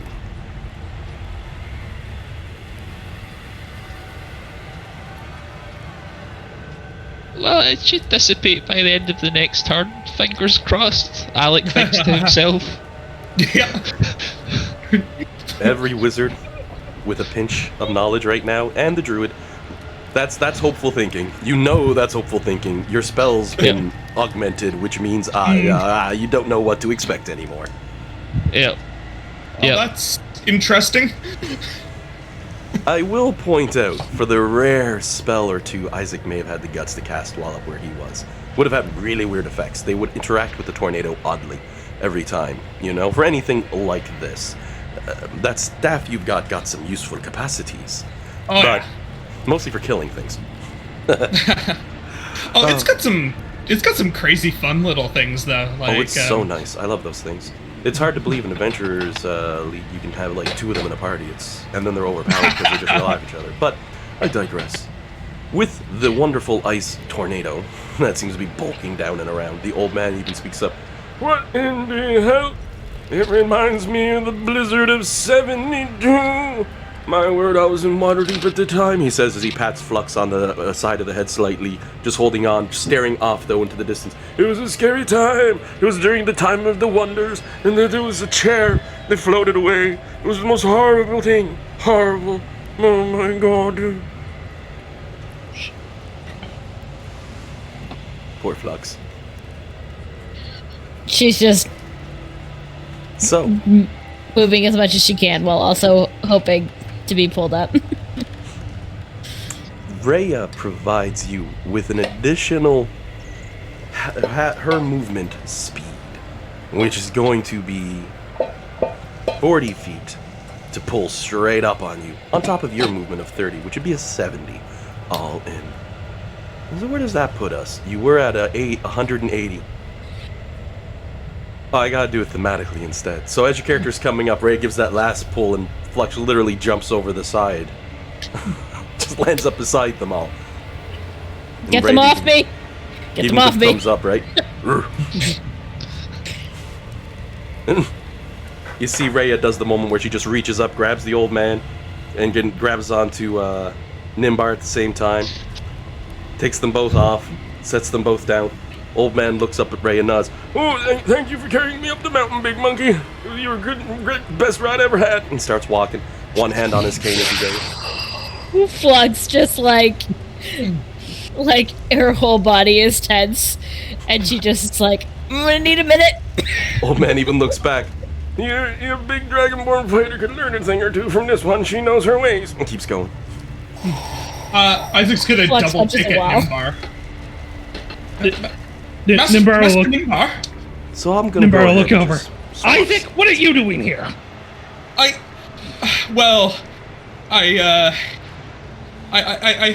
heard there was the situation happening here in Avernus, and I came to help, but I didn't imagine you'd be here. Oh, yes, of course. There's a crisis going in Avernus, and you come to help. Did I not teach you anything about restraint? Well, yes, but with the present situation, You're right. We shall talk about this later. Yes, master. Nimbar will look over the edge. I assume the storm is still going even after the 6 seconds. Still raging onward. carrying a little further up the mountain. The old man stretches a little. He's like, "Oh my God, this was not a fun time." We should probably travel more inward. None of you would have happened to have seen a book on your way up the mountain. Would you have? Gray with silver bindings? See the old man's eyes light up and a big smile hits his face. "Oh, you done did last year. Oh, you're the boy with the timey magic, wimey magic. I get you, lad. Oh, yeah. I know where your book is. Mm-hmm." You do, and I'm just gonna kind of run over to him and like, "Sonny boy me, yes, you've all been so kind, helping me up this mountain. Tell you what," he extends out his hand to you. You just help me out with a favor like the rest of them here. I'll get your book back for you." Certainly. Whatever you need. And they'll, like is he like asking me to like help him along or? Oh no, extending his hand for a handshake. Okay, well they'll shake his hand. Yeah. He takes it, grips your hand firmly with his, giving it a very, very firm shake, as his smile on his face grows ever so wide. "Oh, my word, that was almost too easy. I swear, what's wrong with the lot of you?" As he looks around the group laughing. That's, this friend of yours is, he's strong. Flux is like, "Does that mean I get to kill him now?" And she pulls out her sword.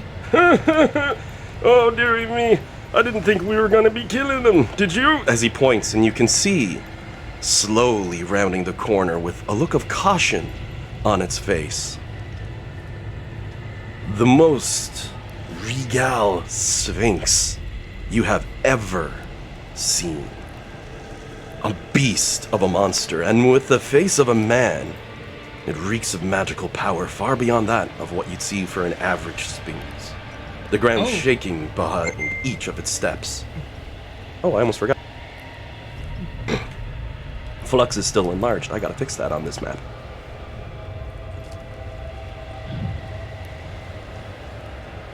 Let's set you up to 2 squares by 2 squares and give an update to your token. There we go. You're probably overlapping someone, so there we go. And it slowly walks out into plain view, staring towards the party. Oh! Wow!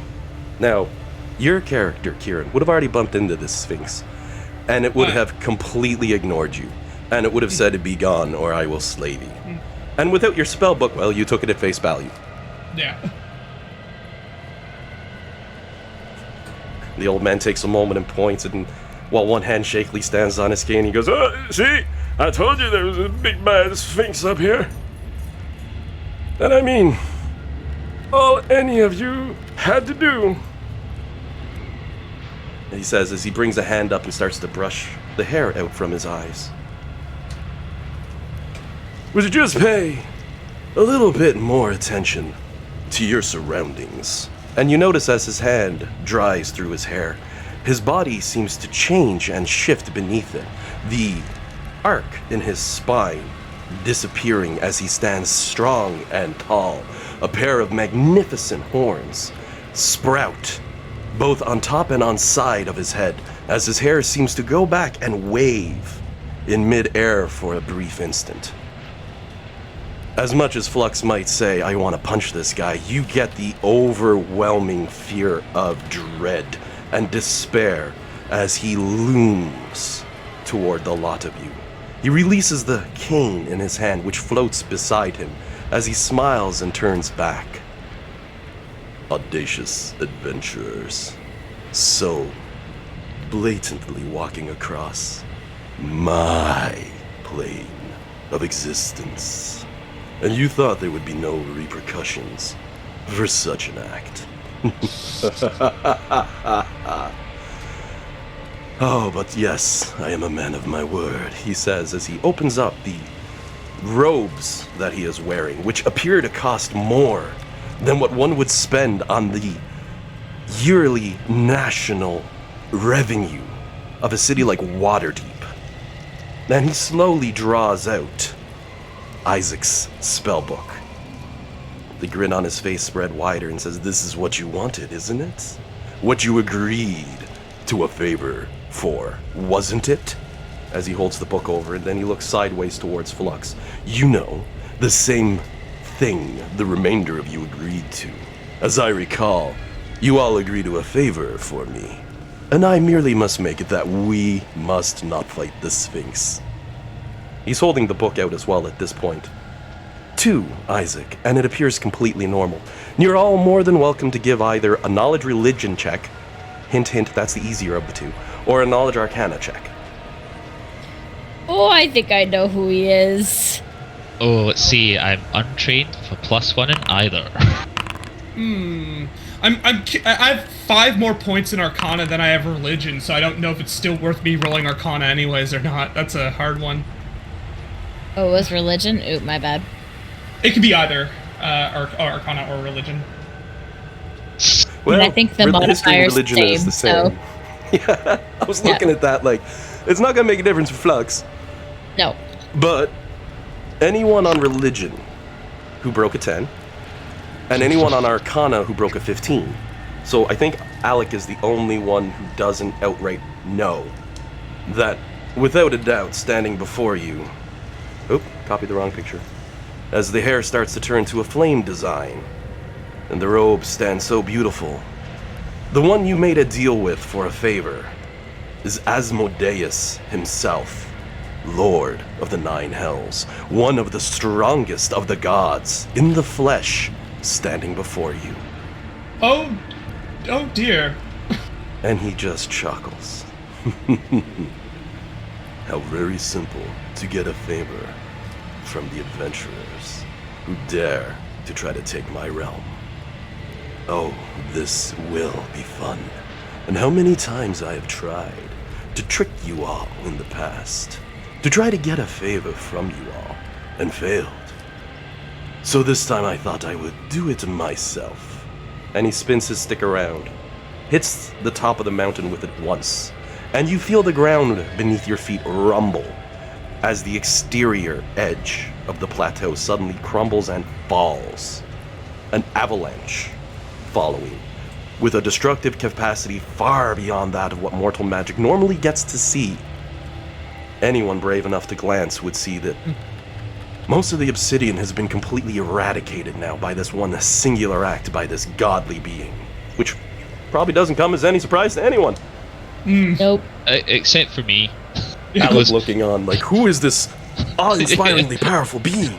Yeah, right? Who the fuck is this guy? It's... And he pauses and he looks and he's like, "Now, I must have but one last bargain that I have to fulfill. I made a promise, didn't I? That we would not have to fight the Sphinx should you do me a favor." And as he brings a hand up and presses it against his chest, fingers sprayed out in a very royal fashion, "We most certainly will not be fighting the Sphinx." And he holds his hands up. "You all will. Congratulations." And he looks back at the Sphinx.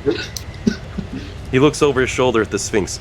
"You don't mind if I merely leave, do you?" The Sphinx, eyes wide, shakes its head slowly, says, "No, Lord." It recognizes a powerful celestial being in front of itself. That's why it was creeping around the whole time, knowing Asmodeus was here. By the way, delicious. Did Asmodeus hand me the book back? Yep. All right. Well, then he'll kind of, despite the whole situation, he'll still kind of hug it to himself, like, you know, at the very least, this is a very important book. It's got a scuff or two from the original tumble of when you first popped into Avernus. But beyond that, it appears to be in immaculate condition from an examination of the exterior of the book. Well, am I to understand that I now owe you a favor? He looks around the group, smiles. Rhea, in her ape form, is just smacking her fist into her hand. And he says, "Oh, no, no, no. Each and every one of you individually owes me a favor. I must thank you again, as he smiles at Flux, for that very firm handshake. It was quite refreshing to see a mortal with such a powerful grip. And you get that flashback to in the cave where the old man grasped your hands with both of his, shaking firmly, saying thank you, as you agree to the deal. Asmodeus waves his hand and says, now, I will leave you to your fates, whether or not you survive. But keep in mind, I may call upon this favor, because here in Avernus, murder is a favor. Smoke will begin to spin from the bottom of his feet, encasing his entire form. Gives you all about one turn to say or do whatever, as he is literally teleporting away. I mean, I'm not gonna fucking try to kill a god. No, I think he's just Isaac's just gonna stand back and let that happen. He's not gonna try and interfere with the god of hell. And within a few moments, the smoke rises and clears, and the DM hits himself in the foot because he forgot to turn on the music that he was gonna play for this one. Oh, Bellamy's mic's out. Damn, I thought you might have something cool to say. He wants to cast suggestion. Oh, Jesus. On Asmodeus, the god of hell. Bellamy leans forward, gives a twitch, and she goes, you know what, forget this. Cast the second level enchantment spell, Suggestion, on Asmodeus. And this might be a suggestion of, well, why don't you go? However, I will say, you get to see something very interesting for casting that spell, but I want to see what Bellamy's going to suggest, because it's... Stay and fight with us, she suggests. Oh, God! No, Lord of Hell, as she casts Suggestion, you will bind to your word and stay and fight with us. And as you cast Suggestion and it lands on this being, Bellamy senses and feels something that in her entire life, she feels like she's only felt it once before, but she can't place it for God knows whatever reason. As you attempt to cast a spell on this being, you feel it is stopped. Your spell has no effect on him, and you can sense immediately as this happens, as your magic drains, any spell of second level or lower, he can choose to not have it affect him, and probably spells of higher level than that as well. The first thing about being a god in D&D that's fun.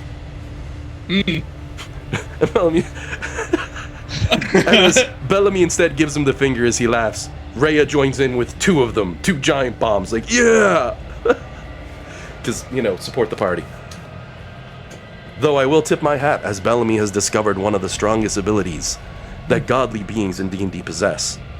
And a lot of anything that is deity grade. This is also a good warning, so I'm giving a point of inspiration to Bellamy. For first off, just having the audacity. That's a point of inspiration, just for Bellamy on that one. But he laughs it off where it's such a minor thing. But congratulations, you've discovered one of the strongest powers that gods have, and that is that they can negate magic cast against them. And this has always been that way throughout the history of D&D. If you find stat blocks on deities, it's basically spells of such and such a level or lower, they can choose to ignore them. 10 points. 10 points for Bellamy. She's just like, yeah, as he's disappearing. Alistair just says again, who the fuck is that guy? Asmodeus, god of hell? Hang on. I almost forgot. Rhea is just straight up intelligence. Oh, jeez. Rhea looks shocked towards Alec. I forgot to roll for her, but she got a 20, so just looks over. Like, how do you not? I like it. Alec has been thoroughly unimpressed with every demon so far. What's another one? Yeah. Met the biggest and the baddest of the bad. And you all owe him a favor. Because as mentioned, he poofs. Because we will not fight the dragon. Or we will not fight the Sphinx. However, whether or not the party's about to fight the Sphinx, I don't know. But I am going to say, let's take a quick 15-minute break for our lunch break. We'll come back at 12:20. And that'll also give Bellamy a chance to see if she might be able to fix her mic, right? Fingers crossed. No pressure, though. Worst case, if she's on text for the game, that happens. Yeah.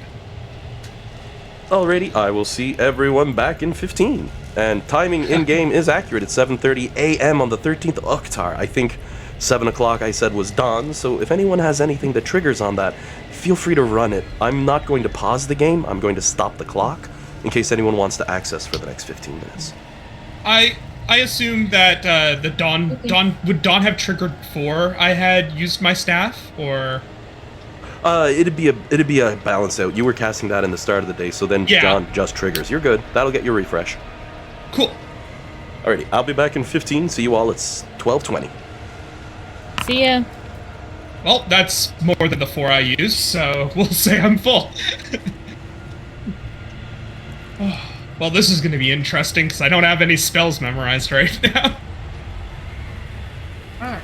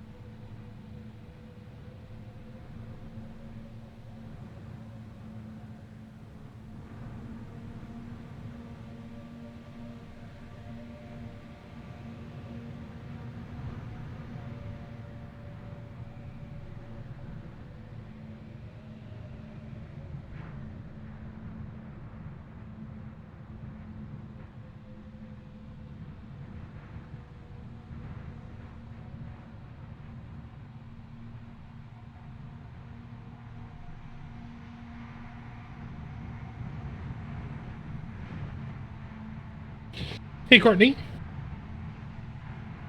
Thought I saw dropping in and out. Can you hear me now? Yes, I can hear you. Perfect. You have a voice. I have a voice. Well, I was using my boyfriend's like gaming headset, and then it died. So Yeah. I have like a pair of Bluetooth, like little pink cutie, like kitty cat ear headphones that I just use with my phone. And I was like, just connect it to my laptop, and that'll be fine. But then it does have a mic built into it, but then it didn't work. So then I had to go get my headset, and now thankfully it works. Probably what happened was it didn't switch over the audio. I don't know. I'm like the worst with technology. Like, I'm the least tech savvy person ever. I will say it did make for a good comedic effect, though, of you being like, I want to cast suggestion, and I'm like, on Asmodeus, Dawn of Hell, and you're like, and then just, yes. Oh, gee. Yeah. That was fun. This will be an interesting fight if it turns into a fight, because I like currently don't have any spells memorized. I just have the things in my staff. So yeah, because my book that was part of the thing of like me being stuck on top of that mountain. Doesn't make sense if I have my spell book, because I could just teleport, right? So are you going? You need to fucking tell me that. And I'm going to show you my character will show you on his person where the spells are, like the scrolls, because like you see what I have available. It's not great, but I do have some. I can pop off with some stuff though. The Staff of the Magi has some pretty cool. Like I have a 7-level Fireball and Lightning Bolt, for example, as things I can cast from it. Yeah, no, nice. I realize that you're not like useless, but I mean, that way you have a couple extra things. My skill is a bit more abridged, that's all. Are Sphinxes like should we be worried? There could be pretty bad news sometimes. Yeah. I'm Okay. trying to remember. I'm assuming too this isn't like a standard Sphinx, but it's probably like a Turbo Sphinx. But yeah, Sphinxes are powerful. Like they're powerful creatures, right? Like this is definitely like a boss type creature. Like I expect this to have like legendary actions, like that. So, yeah. I also think most Sphinxes have layer actions, so that's another thing. Thankfully, like, so I've had to look up Sphinxes for other campaigns, and they have layer action, which are going to fuck with us, but they won't hurt us. Yeah, I do assume though that this is probably not a standard Sphinx. This is probably like. Oh, I agree with you there, but Sphinx. she asked me. Oh yeah. If it's hard, and I'm giving her all the details. I'm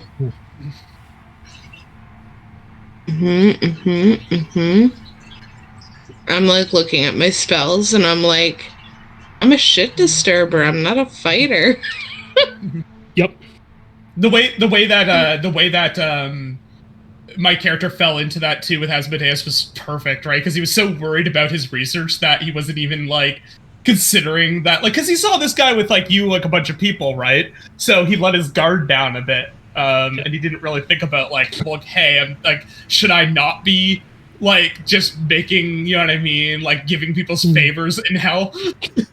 Also, for the record, I had really fun with the whole.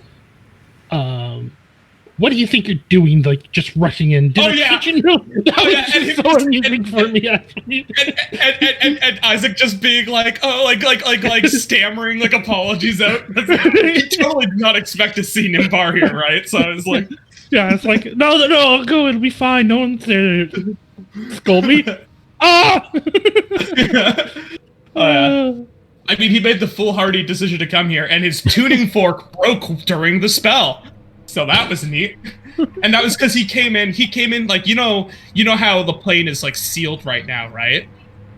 Yeah.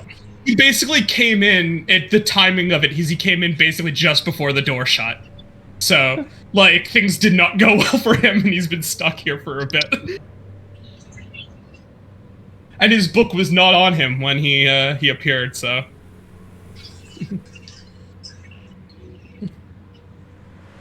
We're back. We're just having to do a bit of screen sharing. The Jillian's laptops ran out, so we're going to be working off a one. my screen. Yeah.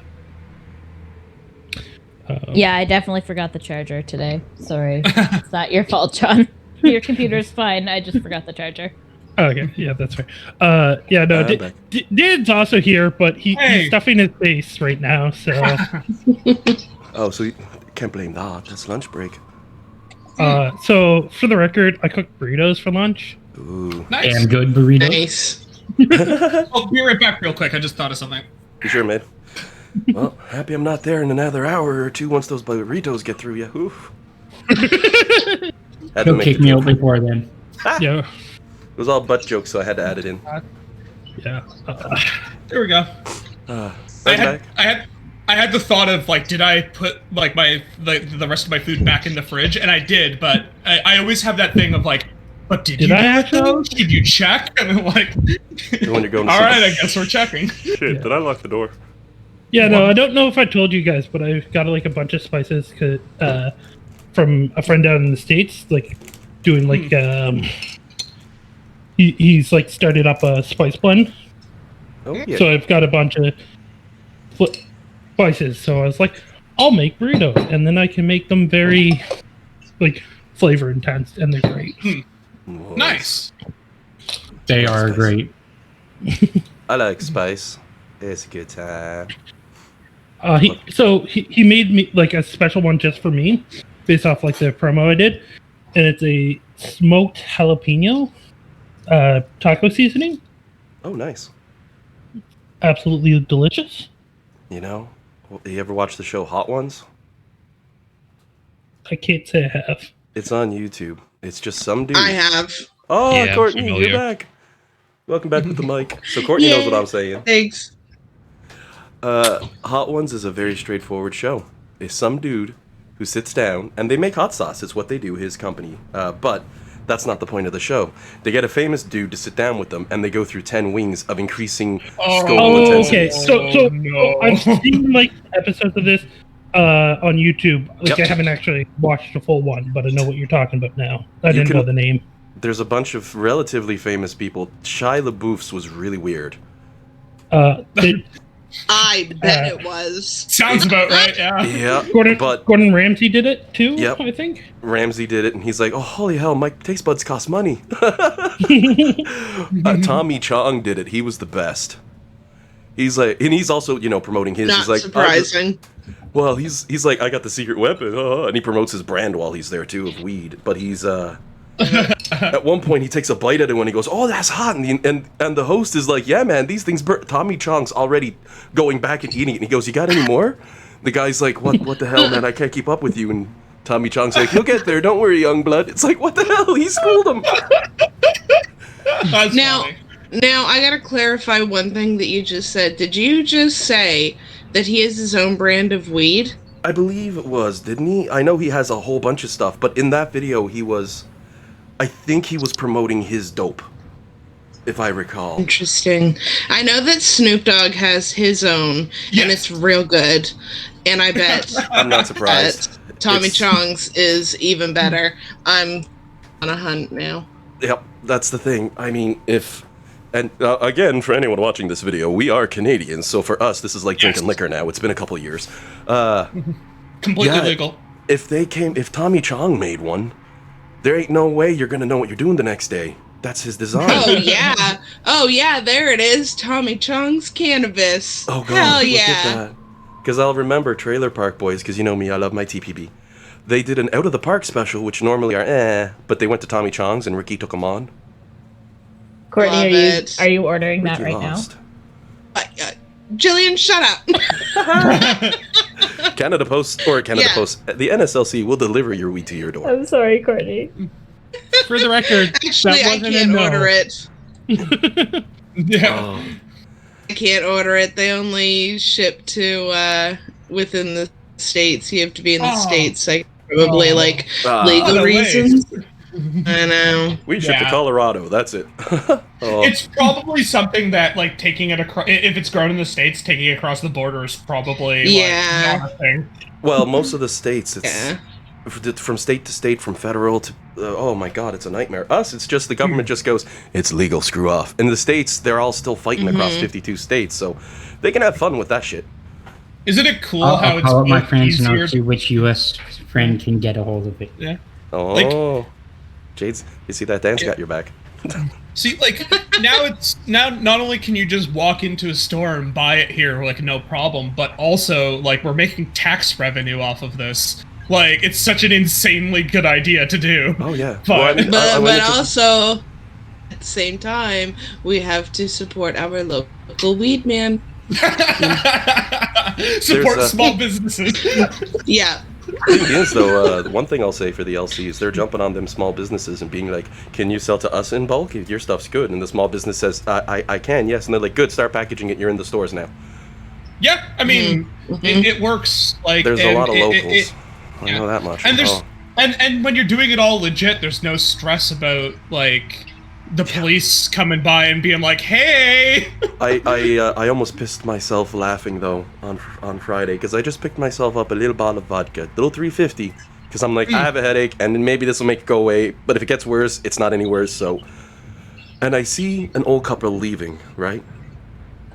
And I mean, they're like 65, 70, and the wife elbows the husband, and I'm assuming it was wife and husband, judging by all the actions, and when in COVID, people don't stay that close together unless... And she goes something along the lines of their friend who was moving up into there from the States. He go, blah, blah, blah's gonna be some mad when they tell him the LC won't hold him 3 grams till payday. That's such a mood, though. Yeah, I almost dropped my bottle. I was laughing so hard. And I look over and there's man. there's 2 LC employees and they're in the same boat as me, almost dying with laughter. I get up and I pay and I go and it's like, my God, I love it. Oh, the fact that one day everyone hates it, the next day it's legalized and everyone's like, it's gonna be hell, and a month later no one gives a shit. Yeah. That's the honest truth of it. Well, we were like, I think Nova Scotia was like the most, like, pot smoking province in Canada before it became legal, wasn't it? That's in like- British Yeah, well, Columbia, right? when we went legal, I forget the exact numbers, but we ran out of weed Yeah. faster than any Yeah, I other remember province that. did. Yeah, we sold out real Like quick. everyone Oh. was lined up for their weed. Yeah. Well, it's like we actually have one of the better systems for distribution here in Nova Scotia too. Like, it being in the NSLC was just such a convenient thing. And Like, the one hat tip I'll get Better than they did lean Ontario. forward, and they're like, supply and demand is the issue here. We ain't got the supply, but you all got the demand. yeah.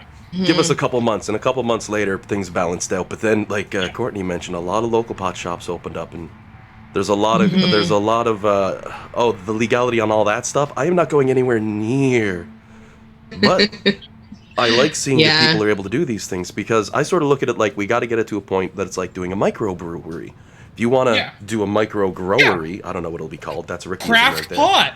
Yeah. Like, just craft pot. But Yeah. we are in the early years of it, so it's going to be like 15 years before we see cool shit. Oh yeah. And Oh, yeah. I'm so happy that there hasn't been like horrible accident caused by stoned driver on the road or any of that stuff, you know? Like, it's been very quiet. There are accidents. They do happen. I'll tell you, Yeah. I'll see them. I work in insurance. You're actually at a higher risk of having a car accident when you're overtired than when you're stoned. Yeah. I mean, it's your response time you got to watch for with the smoking. Yeah. So there's a little bit of a study that exceptionally experienced middle-aged and younger drivers. If you get over a certain age, holy crap, you can't drive anyway. No offense to anyone who's like 60 Yeah. plus, but if I throw a beach ball at your car, you're not going to stop in time. You don't see it in your periphery. true. It's literally gone. Throw weed on top, you're done. So, you know, Tommy Chong don't drive his own car. No. No. He did it back in the movies, though. But, I mean, I could digress on this for far too long. It's such an interesting topic because it's been such It a is. success for the government. Money, money, money, money, money. Money. Like, Trudeau's like, I'm gonna legalize it. And everyone's like, why? And he goes, money, money, money, money, money. And sure enough, money, money, money. If everyone's smoking anyways, the government might as well get its cut, right? Then COVID kicks in, and what do you know? The money doubles. What else do people have to do? Oh, my word. Oh, well. So then, back to Dungeons & Dragons, as we've had ourselves a rather nice and fun little joking discussion here. Well, fairly serious, actually. Used to be joking, but now fairly serious. Having met the Lord of the Nine Hells, and who you all now owe a favor to in one of the sneakiest DM moves I've pulled in years. Yeah. But not the most sneaky. No. I still got a few of those to pull on you all yet. You're all like, what do you mean sneaky? It's like, what are you talking about? In this last one, I just gave a sneaky and hit something.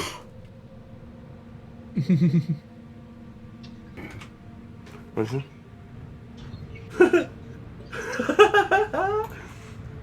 Oh, I am posting that into the... Will that go up for me? It does. Oh, that is beautiful. That is the best I've seen.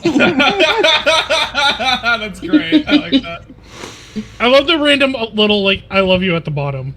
That's adorable. With the fucking climb, I'm trying.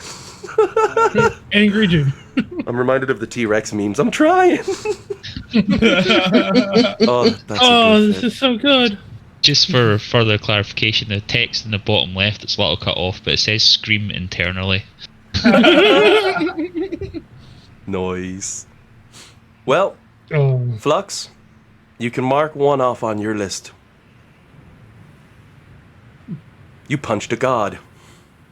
Oh, jeez. You get that flashback to climbing the side of the mountain when you just hauled off and belted the poor dude in the side head. Oh, I'm so sorry. And you're like, I hit a god. I also piggybacked a fucking mountain, so I'm gonna keep that in my back pocket. And he'll be like, what are you talking about? You were my chariot for an afternoon. Feel honored. That's Asmodeus. Oh, you knew it was bound to eventually happen. That's how these things work. He has to try and get an I'm gonna get you, but... You now find yourselves, after he has poofed away like the magnificent arse he really is, standing almost toe-to-toe with a rather old and ancient-looking sphinx of incredible power. Hmm.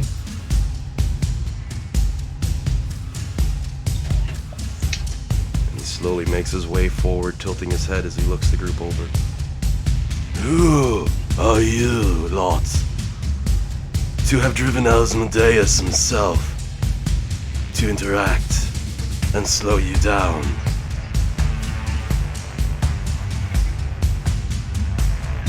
Hi, I'm Bellamy. Also, remember, you got a point of inspiration, because Bellamy also was like, no, I'm hitting with magic. That's ballsy. Heaven help you if you'd done like a level 7 spell or something. It would have been very bad. Like, let's be honest. He might have stopped teleporting and been like, excuse you? Yeah. But, yeah, a point of badassery to you, and a point of Flux has that one on her marker. Oh, it's got the old Flux icon. And how long does Enlarge last for? If somebody wouldn't mind. I'm scrolling to check. Just 1 minute. 1 minute. Wait, it's only a minute? Yep. Yeah. I did not mean to grab that. Hopefully I didn't move anything. If you want to correct it, we could always have Bellamy use another spell slot. Oh, no. We exceeded that time. I can definitely cast it again. Like, well, I don't mean like to be currently enlarged. I just Yeah. mean in general, like if you thought we needed to get up to the top of that hill. Oh no, each step up that mountain was 6 seconds. With a minute of time, as Asmodeus is poofing his fine ass out of there, you'd be like shrinking down with an angry look on your face. Rhea, however, I'm thinking stuck for an hour or more. Oof, that's quite the 1 base hour. level now. 1 hour, plural, for some reason. I think it pops up to 8 at the next level, and then a day at the one after. It might not scale like that, though. I mean, there's way too many spells for me to remember it that well, but that's a common one. Yeah, it just amuses me that it's plural. 1 hours. So I'm gonna hit start on the game clock, because that was cast on Rhea approximately at 7. I say that because I said the timing will work well for Isaac to be able to recharge. 7 o'clock, any of your abilities that recharge over, right? So At 7:45, Rhea will cut out and turn back to normal. And to clarify, I don't have any spells prepared, right? Because I didn't have my book. Ooh, yeah, that's harsh. Ooh, sorry, man. No, I mean, I've got the staff. staff. Yeah. Yep. Yeah, I can do some work with the staff and with my my ability. Now the question is, does Isaac tell Nimbar this? Oh, Nimbar would recognize the staff. Well, no. So he recognizes the staff, but he doesn't know that Isaac doesn't have any spells prepared. You probably would have grown suspicious when you saw like the book, though, especially with how relieved Isaac was to get it back. a lot of spellcasters have like 2 spell books, right? So like that could be the one you're working in progress. The question is, does Isaac tell Nimbar and not get another scolding later? he wouldn't have said anything yet, you know. Yeah. Plus, he's probably not going to announce in front of this potentially dangerous Sphinx that he doesn't have any of his spells prepared either, right? Also, Sir Junior would not be here. I just noticed you. Oh, yeah, neither would the other one. There they gone. Thank you. I prep maps and I throw all the minis on it well in advance. Yeah, It's like it makes shotgun sense. style, you know. Yeah. But thanks for the heads up. I kind of forgot about them. They're back chilling. Yeah. Oh, though we do need not Nimbar. Yeah. Oh yeah, the what's it called? The Manifest Mind. A mini floating Nimbar that comes from his book. Sphinx cracks its front claws into the stone beneath its feet as it glares at the party. I grow impatient. And sir.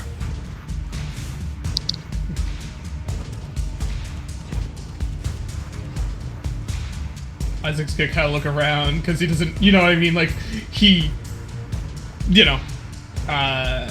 doesn't, like, he's not really a part of this group yet, so it's kind of like is who's the leader here? Is someone gonna, like, say something? So... I mean, it's just in the back waving. So it's looking for us to... So I asked who we were? And as true as it usually is, he gives Bellamy a glance a couple times, like, yeah, you can see he almost doesn't know how to respond as you just smile and wave. He's like, huh? Bellamy Perfect. always throwing everybody off. except Asmodeus. I mean, Oh yeah. admittedly, Yeah. if there's anyone who finally had to step up at Avernus and be like, okay, no.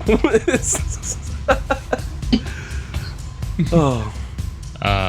Okay, so Alec would see... We are the people who removed Zariel from office, and we've got a small favour to ask of you. Could you spare us an egg? He lowers his head down and paces back and forth, like a lion eyeing up prey, though his face stays staring directly towards Alec now. You are not the heroes of destiny. Be gone.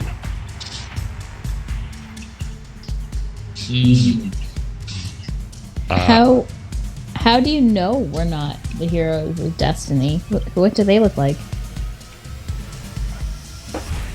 He slowly tilts his head to the side a little bit and gives it a little shake thereafter as he straightens up. You are children of man. I am a child of the gods. As he stands proud, wings spreading wide. They will tell me directly when heroes are coming for my mission. And I have not been informed. You should hit up Torm. He's a friend of ours. He gave us a blessing.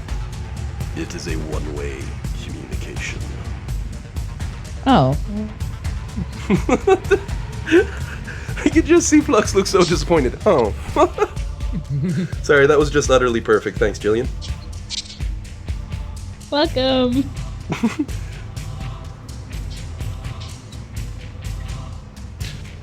I mean, do we need to be heroes of destiny to, like, trade for an egg? The heroes of destiny will be gifted the golden egg that I possess. How about we hold that egg for them? He drums his talons on the stone and looks unamused at your offer. Now, question for you. Do you have any non-golden eggs? We don't necessarily need a golden egg. We just need an egg. It can be rotten. Is Belle gonna get, like, screwed on the work again? On that note, Nimbar, before you make that offer, roll an intelligence check. Straight intelligence, or? This is on your character's smarts. If you can think of a skill that could apply as to whether or not you can remember the wording well enough for what Belle said, if another egg would work. How about the history? Sure. Bell said he needed the egg of the Sphinx that is presently creating the tornado. The egg of the Sphinx. An egg the Sphinx own might apply, but it would be risky. He never specified that it had to be the golden egg. He said an egg from the Sphinx. So he may have the Sphinx. The Sphinx. Yeah, but like. However, only has one egg. I will give you that piece of info. We wouldn't know that. Oh, I mean, you have that info now. Like in saying, well, could we get another? There is but one for Destiny's heroes. You know, there's only one egg. Oh, he says that to us? Oh yeah, he will confirm. There are no others. I have no others. Just the golden egg of destiny for the heroes of destiny. Like it's straight up off the cover of a manga, for God's sakes. I don't know if this will be useful at all, but can like Flex like pray really hard to see if Zariel will come down or Torm or something like that? Because I feel confident. I don't know. Here, so. Does Flux have a sort of spell that can ask for a god to help them randomly in a scenario? I mean, no, but you know. Does such a spell even exist that you can say, hey, gods, can you maybe help? Me. Ooh!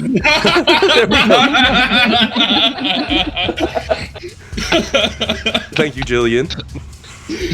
So, Bellamy, as Flux is like, I might just pray to Torm on this one. You're like, ooh.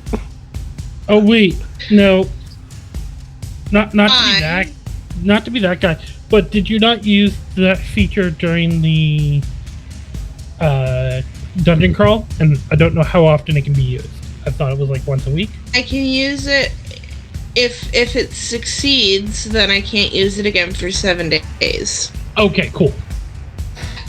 But if it doesn't, then I can use it once per long rest. Oh yeah, so you're fine if you wanted to try asking. Now the dice roll, as we know, is literally a Leroy Jenkins. Like, you gotta get lucky. But yeah, the more times you try it, eventually one of those times, it's like a wrong clock. It's gonna hit the right time once a day. yeah. Or a broken clock, Yeah. sorry. A wrong clock will never be right. Yeah, I'm gonna try it. So Flux puts her fingers together and starts praying, and Bellamy's like, let me try. If it works, Yeah. Flux might take credit. Whatever she's doing, I'm gonna mimic exactly.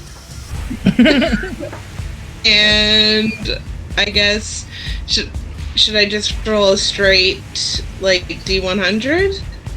Yep. I think that's the dice you're supposed to roll. Because it's divine intervention, right?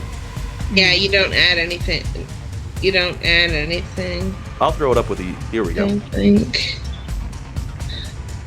Yeah, I'm just reading through it.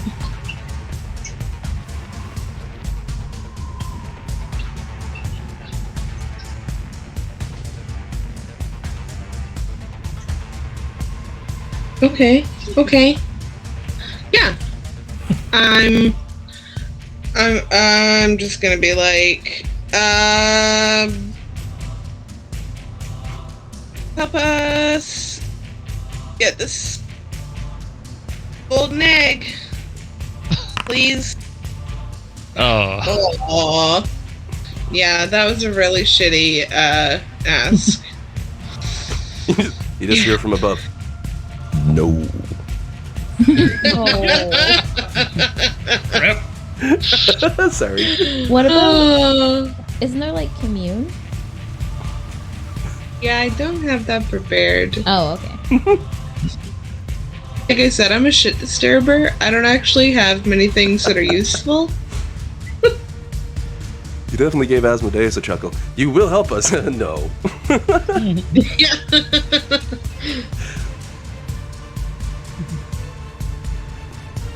I mean, Mrs. Sphinx.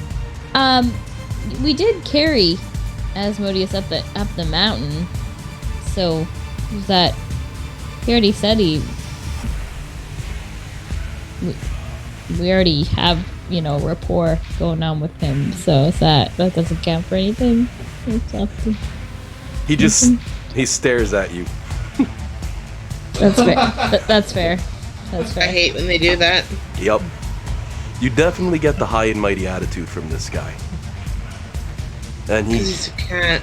tilts his head forward a little and looks angry and says, "You will all leave now, or I will alter your sense of self in such a way that you will not understand. Be gone or risk losing everything you have." Oh boy. Uh, I don't got much to lose, guys. at this point, I'd like to cast Dominate Monster. Oh! Yes. That's DC 24 Wisdom save. We're not technically fighting you yet, so it doesn't have advantage. Now, Also, I'm super into this battle music. yeah, I love it. I had a few good ones slotted up. Sandy helped me pick them off of what's it called? Oh shoot, Tabletop Audio. I kind of forgot them until this one, so I'm kicking myself. It was good ones too, but I still got more. Now with that, it's an 8th level spell, Dominate Monster, a big one. He takes an action to cast. And the question is, as Nimbar puts a step forward and starts to cast a spell, will it be fast enough? Let's find out. Everyone roll for initiative. Oh, and as this is happening... Oh boy. Hold on. Alan, just in quite case some time ago. Jillian's actions appear a bit funny, we're needing to share a computer just now. So I've got her page up in D&D Beyond, but it might come through as like Alec or something like that. Yeah. That's no trouble, bud. I can understand entirely. So let me get you all added into the initiative attack roll here. Because I actually almost forgot that. Oops, there we go. And Bellamy gave a roll and got a 15, so I'll pop that in manually for you.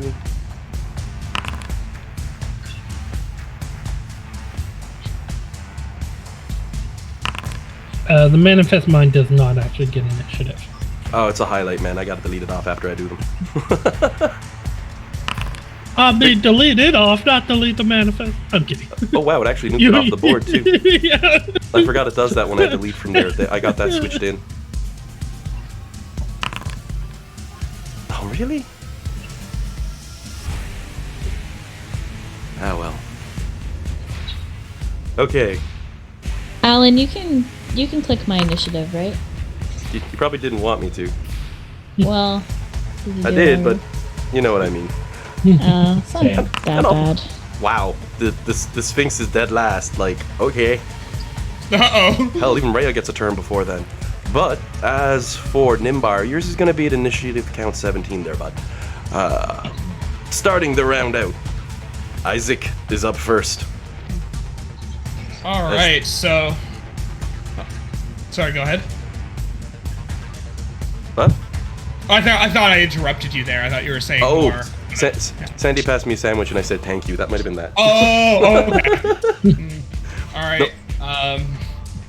So seeing his former mentor starting to work, Isaac's probably just going to kick in. He does get to act fast because he gets to add his intelligence to his initiative. So And I am going to, next to the Sphinx here, I am going to cast Conjure Elemental, and I'm going to summon an Earth Elemental using my staff. An Ember Elemental? Earth Elemental. Earth, okay. Give me 1 second, I'll pull that in. So, and I'll, just for the posterity, and also because it automatically removes the thing from the charges from my staff. There we go.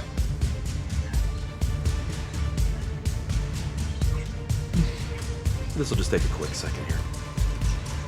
Earth Elemental, challenge rating 5. Yep.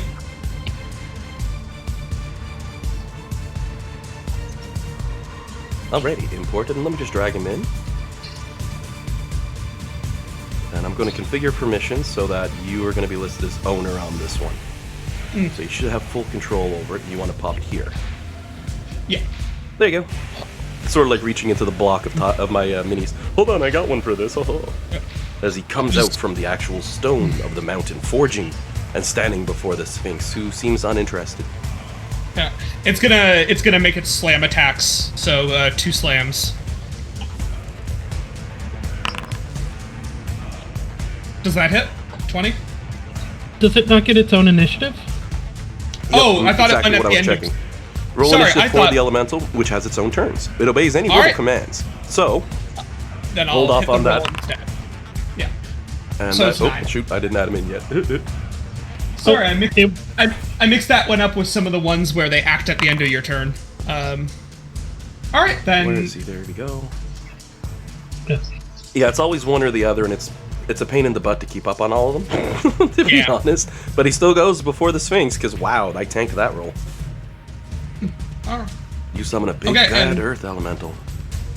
He's gonna kind of take a step just to adjust the formation of the probably party a bit. No, it's pretty much, there's nowhere really to go. Just kind of give like a quick like, oh, forgive me, wise Sphinx, but... Sorry, can I just ask something? It says it's got a casting time of a minute. Holy shit, am I...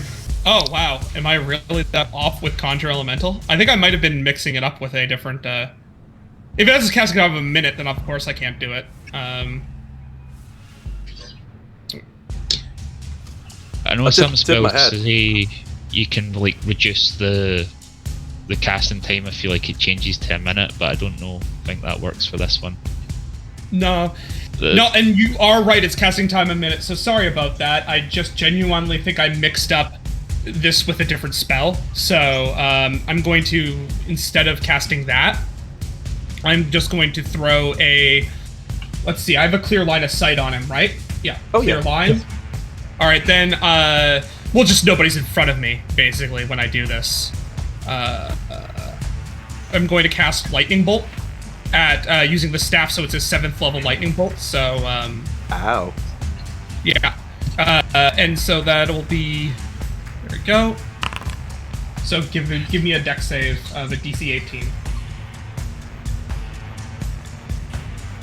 Wow, I rolled a lot of 1s on that.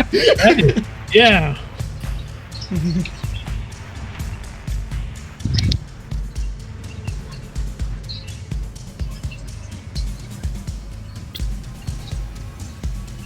And don't mind me, I'm just double checking. Want to make sure I don't accidentally rip the thing off. Okay. Dex save. Yep. Oh! So that's 39 points of lightning damage. Sadness Chad with the spoilers there. Yep. I had to share it when it popped up. I'm like, yum. Oh yeah. So 39 points of lightning as it crackles forth from your staff, striking between Jade and Nimbar as it slams the Androsphinx. I actually wonder... I was hoping it would let me put the map down for the lightning bolt. It literally has a nice beam of lightning for the map. But something for another time. As you hit straight on to the Sphinx. And then that's gonna be my turn. I've got a close eye on this thing though. So let's see, end turn. Alrighty. At initiative count 20, so directly before Jade's turn, the Sphinx slams both of its front paws down. And, Isaac, you can go ahead and roll me a Knowledge Arcana check. Sadly, Nimbar, you cannot. 22. This Sphinx is so incredibly powerful that it has now altered the very flow of time inside of this area, twisting and turning it by its own whims and will. Something that you dream of that it can do so freely. Everyone give me a Constitution savings throw. Oh no.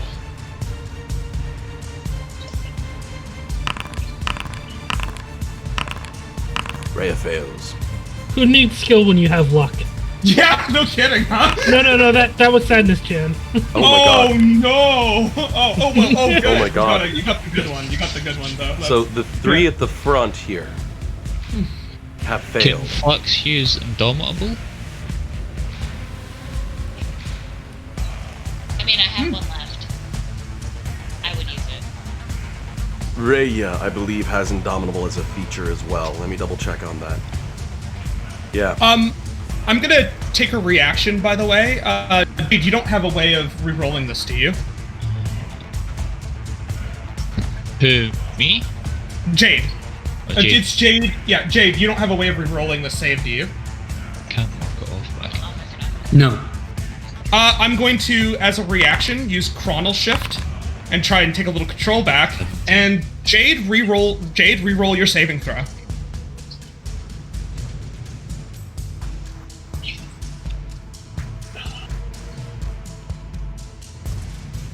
Rhea still fails. Jade passes. How did Flux do? She did good. Okay.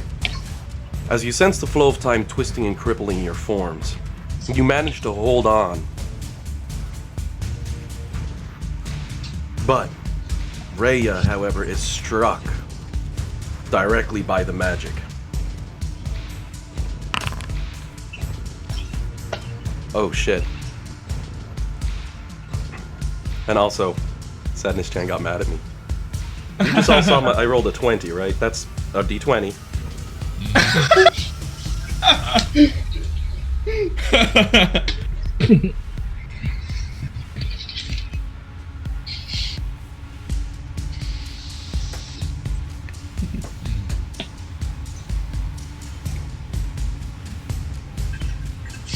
Ooh.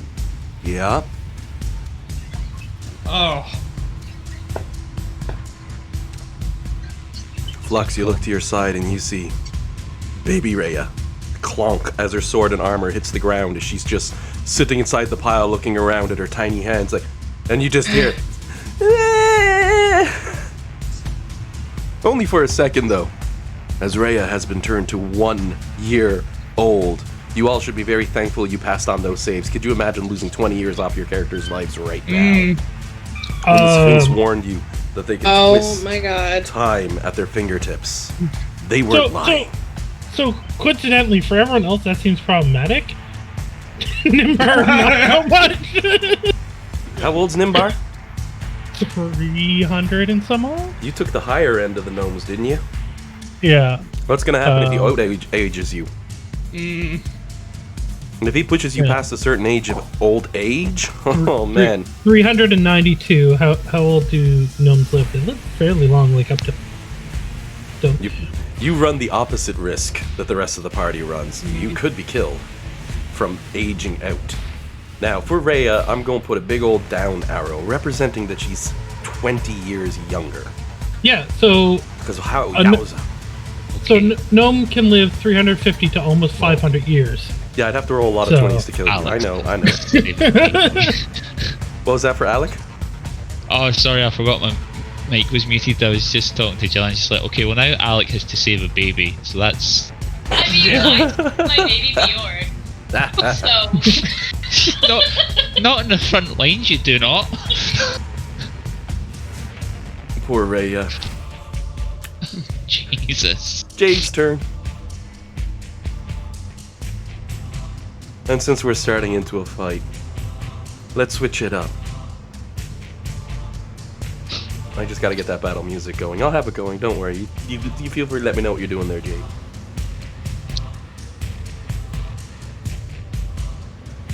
Well, it looks like we're fighting this now, so... Thanks, Nimbar.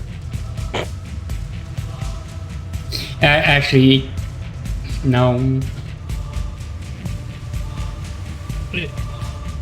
Technically, until the lightning bolt hit, we weren't fighting it, so...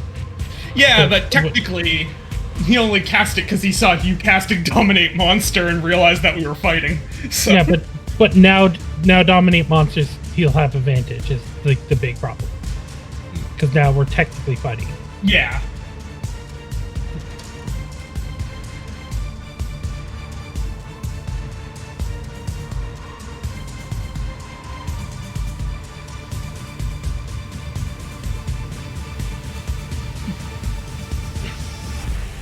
Oh wow, that explains why I can't fly. It's way back. Jade, rushing in to kick some butt.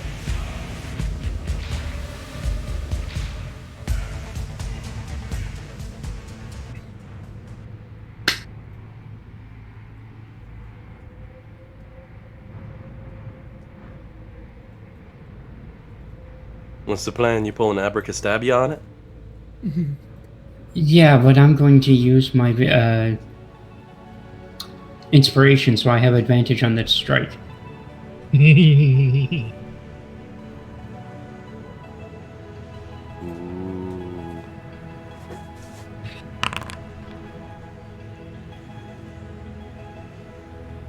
So a 26 to hit. A 26 is definitely a hit against the Sphinx.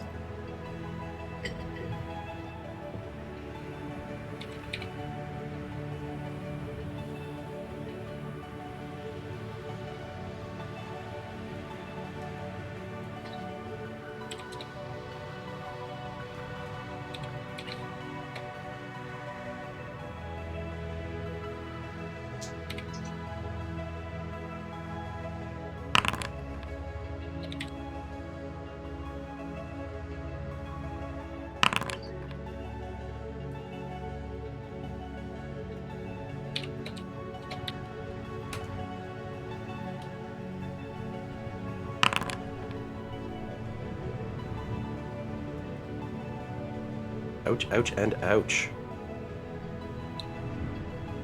And that's 47 points of nasty, nasty damage.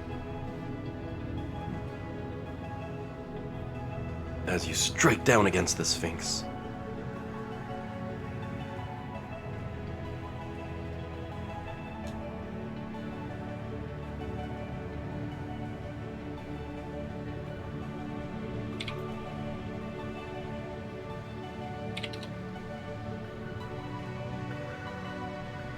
And with the short sword, you take another swing. For a 21, that's a hit.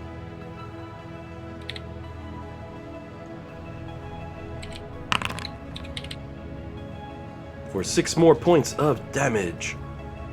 And it has to make a Constitution savings throw against you. DC 15. It passes. And as we switch over to Nimbar's turn, you see the Sphinx's eyes glow as it leans into its incredible legendary actions, tapping into one at the end of Jade's turn.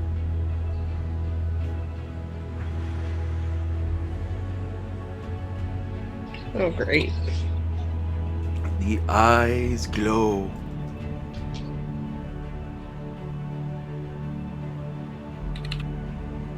And it swings a claw at you.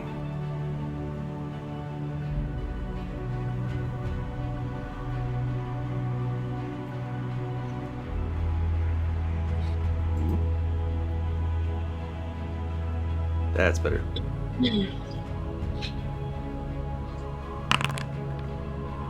So he strikes you with the claws as they swipe out with incredible speed, and you take 10 points of damage as they slash across your chest.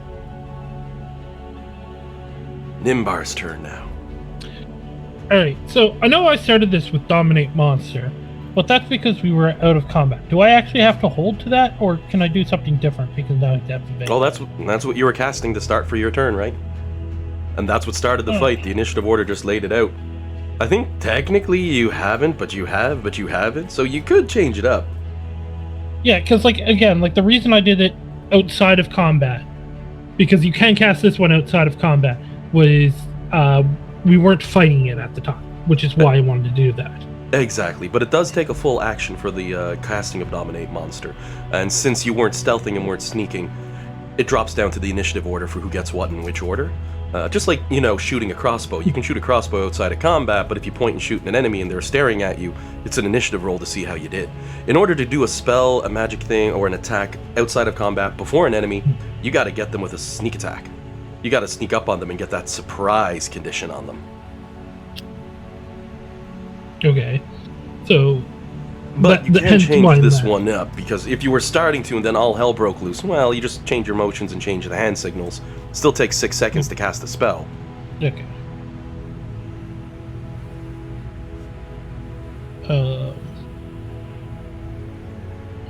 In that case, we're going to just hold monster instead, I think. Just reread it.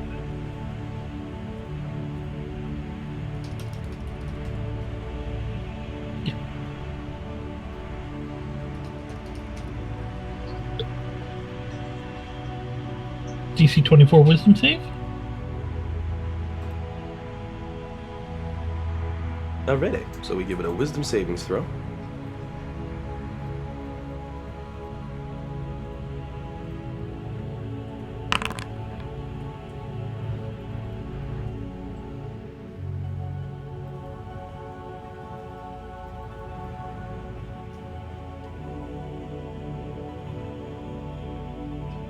And you'll just have to pardon me. I need to read just to make sure.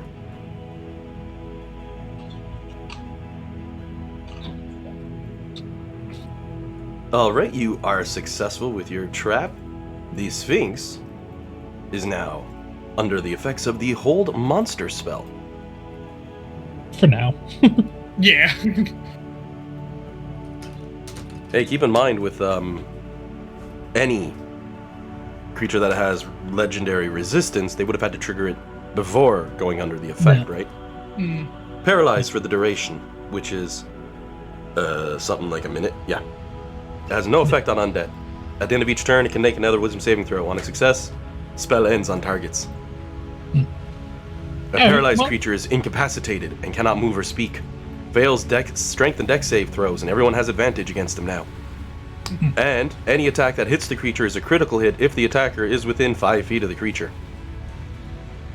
Flux. Uh-oh. Rhea. Baby Rhea's turn, she cries a little? She can't even pick up the vorpal blade. But could you imagine if she was permitted to swing right now? Sphinx, you're lucky. You gave yourself like one damn turn. Well, no, because it only counts as a critical. It does not count as a natural 20. Oh, right, yes, because sorry. Vorpal Blade did definitely do wow, that. right, that would have been horrendously bad, right? I was thinking old school. Yeah. Bellamy, could we get Rhea to hold the blade and then swing Rhea? That mental image. No. Okay. The horrified we're look not on swinging someone's babies face. at enemies. Jillian pointed out nobody heard that, but my reaction was, Jesus Christ! Are we the Okay. I guess I will move over and up in here. And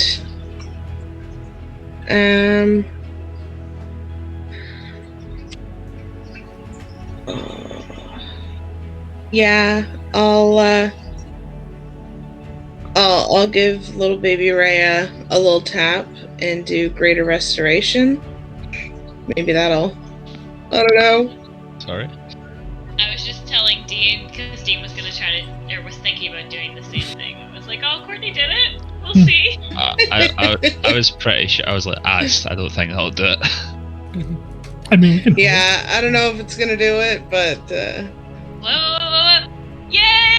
oh, yay! And Rhea goes back up to full size. The armor's on somewhat sideways. She grabs it, adjusts, like, oh god, that's uncomfortable. Looks around, looks at Bellamy, looks back at the ground, look at Bellamy again. It's like, did that actually happen, or am I like messed up here?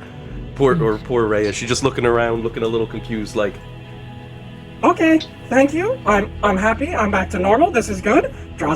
I'm going to make sure with this sword, I'm going to stab that thing. And she holds it happily in her hands. But Perfect. All of her clothes is on backwards.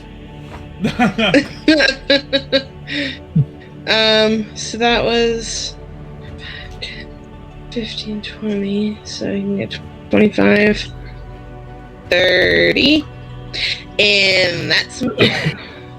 And now it is Alex's turn. Okay, I'm gonna start by was a bonus action. I'm going to cast Guardian of Nature, and I'm going to choose the Great Tree form.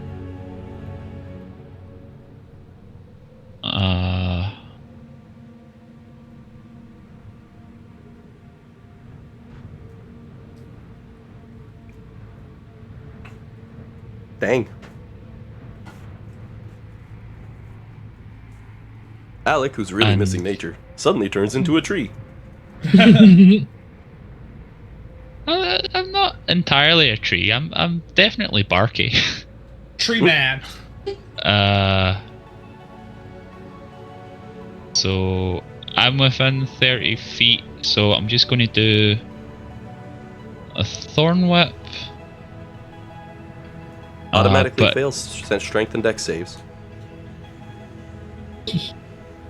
Yeah, I don't think I've got any save stuff because on my cantrips, so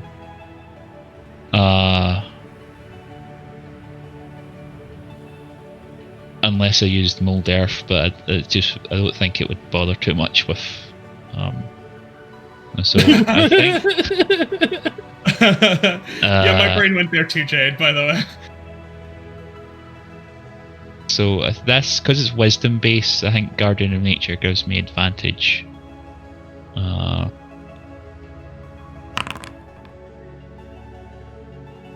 Wow. That's pretty rough. But we know 24 does hit. Do you pull it 10 feet closer?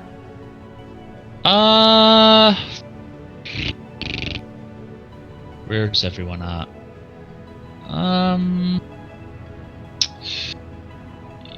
No. I think everyone can reach it to swing on it. So yeah. Alrighty. And I will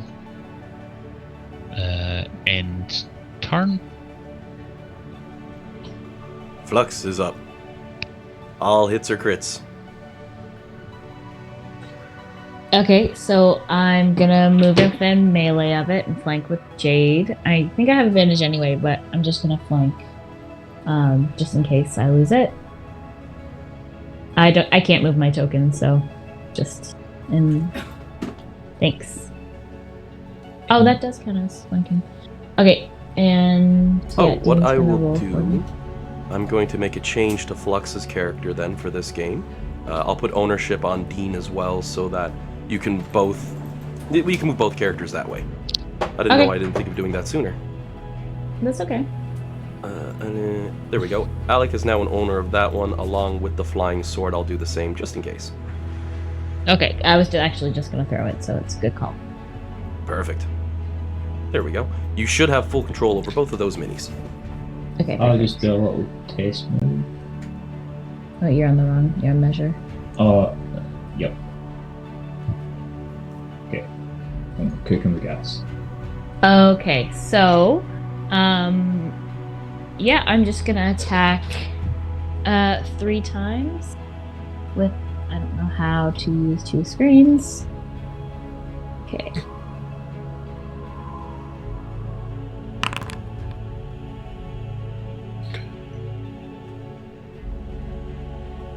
Alright, you fly in and you hit with a crit.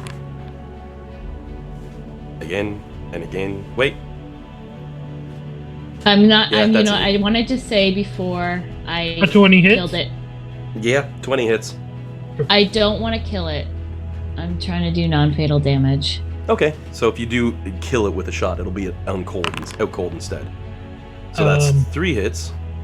Are you rolling these as critical damage? No, but doesn't it display critical damage automatically? Oh, Only if you it's a roll crit. 20. Yeah.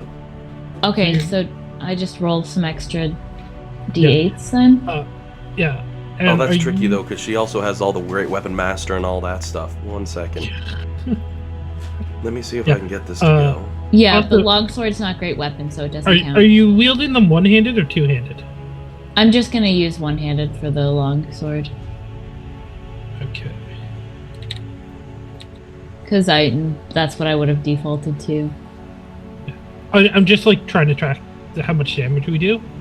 So that's why I'm asking. I can just roll 3 d8s and we can just add that to the damage. Yeah, I think that's the best way to do it. Is that cool? Well, Alan? wait, don't you re-roll ones? Well, I think Great Weapon Master only applies if you're using There we two go. hands. So Yeah, I'm not. just, Out of habit, she would have swung with one hand because I forgot, and also Flux is used to. Okay, so the using numbers we have longswords are right one-handed. then. Perfect, because you've got the 2 going on. As you can see, I was doing some stuff. Yeah, behind that's the scenes fine. to try to get it to go. So I'm gonna take those 3 hits that you did with one-handed damage. Yeah. And then she'll need to roll 3d8 for the crit damage. Yeah. So Two more add 17 damage. to that. And then I'll just do my bonus strike with my Dancing Greatsword. Does this have advantage because it's paralyzed?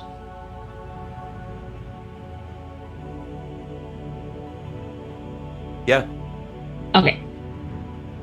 as you're tearing into the poor thing pretty bad. But the Again. flying sword does have advantage since it's paralyzed. Okay, again, non-fatal. Doesn't even say creatures, it says attack rolls have advantage, so that's even worse. So that's a hit for 20 Yeah, points see, of slashing, plus you have to roll up the damage again. If it didn't do No, that as a crit. Oh, right. Okay, so I'll just roll another 2d6 and you can add it. Oh my god, I lost track of my cursor. I don't know how to use 2 screens, I'm sorry. I've learned how to use 2 screens for work, and I'm real scared about it. So I use 3 screens, and I love it. That's fine. I You're mean, savage. it'd be fine if I got used to it. I just don't. I'm just never used to. I work at a daycare. I don't work. On No, for work I use I have 3 large monitors and I use all of it. Oh my god. Yeah. Alan's at like 5, I think it is. Yeah. Yeah, I'll throw one up The in only- Discord. This is the only reason I have multi-monitor in all truth, is so I can play games like this. The only For anyone time who that I knows. used 2 monitors was when I was running escape rooms, and one of the monitors was just video and audio, Oh, so yeah. I didn't even have to do anything on it. So Shit, that would be fun. it was Oh. a lot of fun. I'll be honest, during my normal day, I have 1 to 2 monitors. I have the other ones turned off. All the extra monitors are when I want to use them, or like you see me playing Bioshock, if I want the widescreen. Let me tell you, gaming in widescreen is fun. If by- computer can take it. Yeah. By the way, I don't have the end turn option. Oh, I will Maybe do 'cause that for you. Did it in the middle of combat, just in case you were waiting for me to do that. But that is the end of my turn. Nah, it's because you're not logged in under your actual login account. That's the Yeah. only one that can do it. Sphinx's turn. It gets a wisdom savings throw, right? At the end of its turn. Yep. And what's the DC on that? 24. Yep. Okay, next turn. I I love how Round 2. high my save DC is. Well, that's this the thing's thing. near death, and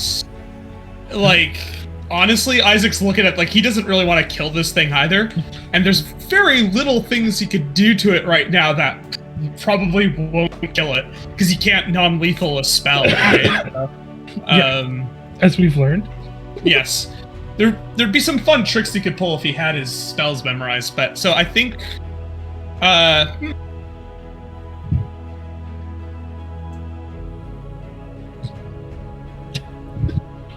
I'm thinking about it. I'm thinking if I want to, you know what? I'm gonna hold off for now because I don't want to ready a spell and just potentially waste it. Because if you ready a spell, you still use the cost of it, even if you don't fire it. So Yep. I'm gonna just hold off, basically. They really, as we just saw with Nimbar, they really hate letting spellcasters do much with their spells beyond. Like, I cast the spell before a fight, that triggers an initiative roll unless the enemy lets the spell hit them. I'm gonna use this spell, I'm gonna prepare it. Okay, well, you lose your spell components for it, even though you didn't use it. Like, there's a lot of small things like that where they look at a spellcaster and go, "You're strong enough." I mean, we got to Nimbar's turn, and he's like, "Hold monster." Yep. Boss fight done. And he'll kind of just, maybe at the end of my turn, I'll just kind of plead, like, please, let's just talk about this, like, to the Sphinx, and, like, he won't cast, though, so. Pressing, why can't we be friends? Why can't we be friends? Essentially. Trying the peaceful route, like, hang on, if I shoot him now, he's dead, so. Yeah. Alrighty. And that makes it Jade's turn. If Jade stabs him now, he's dead. Jade, you want to see how high those numbers can go? It's a free crit. Oh, God. Yeah, it is a free crit. The guy's like, why can't we be friends? Stab, blood splatters everywhere. Jade's like, that's why.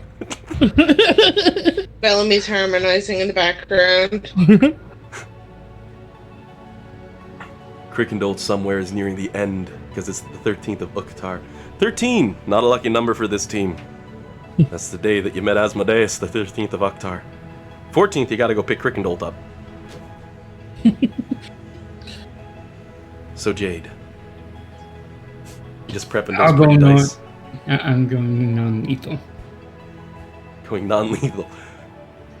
I'll stab him under the wing. I think it actually gives you the option when you click attack or damage that you can click critical. As the DM, I know I can, but I'm assuming players can. We can, as long as it's Oh god, that's a hit. As long as you click it from, like, what's it called? So on the pop-up, yeah. Honeysickle's damage itself with 2d6 plus 2 plus 6, 14. And go ahead and roll that there, sneaky. Another 2d6. That's 19 damage.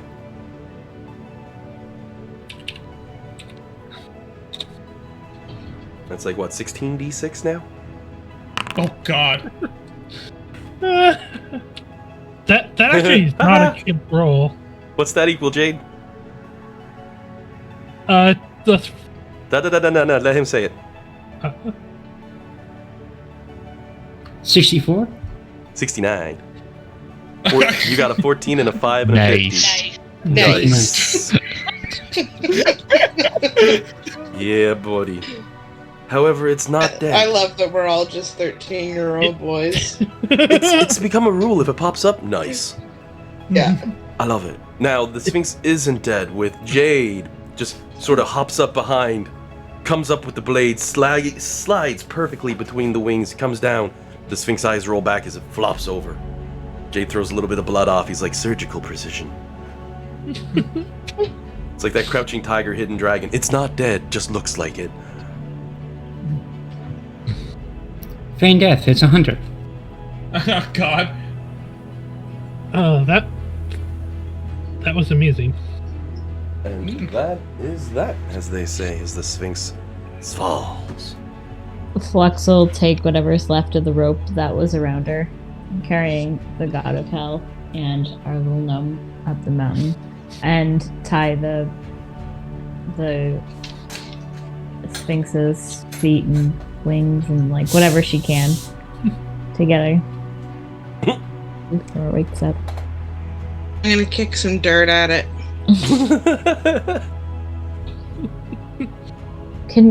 Do we know if this thing is evil, or do you think it's good? Because Generally, for some reason Sphinxes are the paramount of good. Yeah, that's what I thought. Yeah. Like Yeah. Jillian, not Flux. They go exactly. Rhea's gonna come over and take a look over. She gonna be like, Damn, this thing was very pretty. I would have liked to fly on it. That would have been fun. It probably would have bit me, though, and that probably would have hurt. And then I'd have to stab it. Just like my first puppy. God, I miss that dog. It was so Oh, loyal. oh, God. Alec just looks on in horror.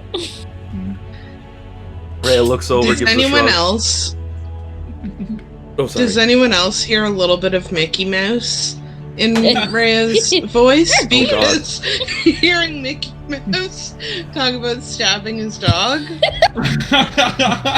Perfection. Oh God. Well, I suppose if you're trying to get it over to female. And Rhea's just holding her hands up. What was I supposed to do? He bit someone. I can't just have a dog that bites people. I'm a knight. And you see, she's just stuttering over herself now, like, I did what I had to. She actually looks a little sad over the memory.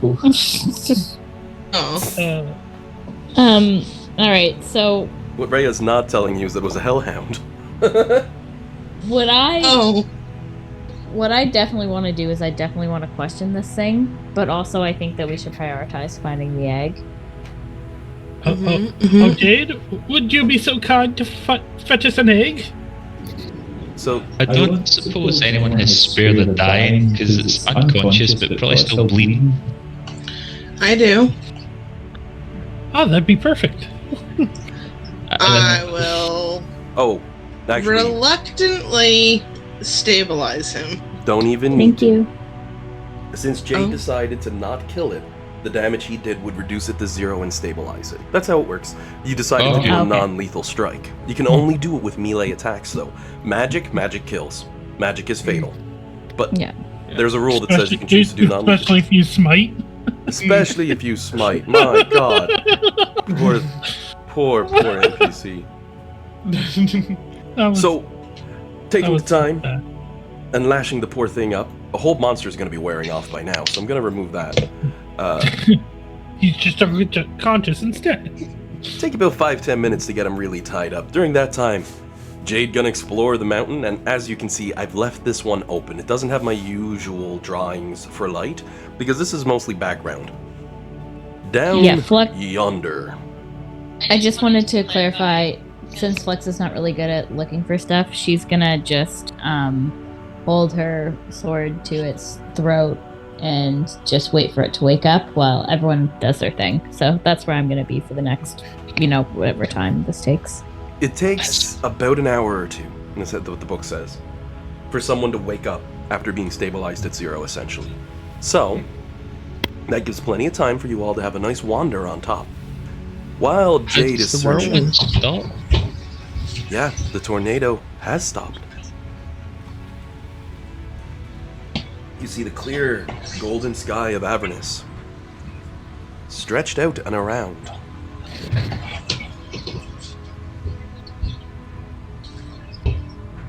No tornado. Do you look over the side of the mountain as well?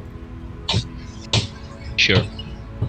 As you peek down, you can see that much of it has been badly devastated by Asmodeus' tap of his cane. The exterior ring of the plateau was dropped like an avalanche. Shards of obsidian stick out of pieces of the mountain now like porcupine quills, and at the base you can see a devastated circle ruined of the same obsidian material, though it doesn't appear to be coming any closer.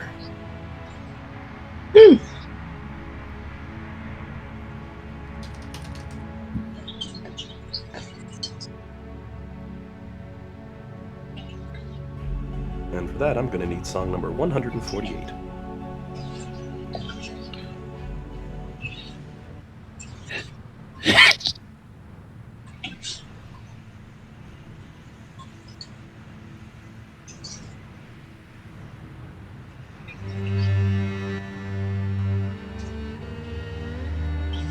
And Jade, it doesn't take you long at all to find the nest down near the bottom of the map where I mentioned, and I'll do a pull so everyone sees it, sorry. Down in this corner, I'll even pull your mini. You can see what would appear to be a nest, though not as per standard, more like a home for it to relax in.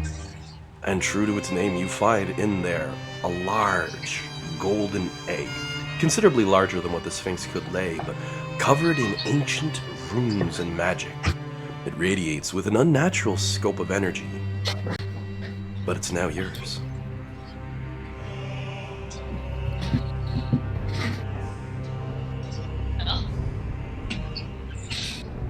Is there any other egg there? Do I find anything else there?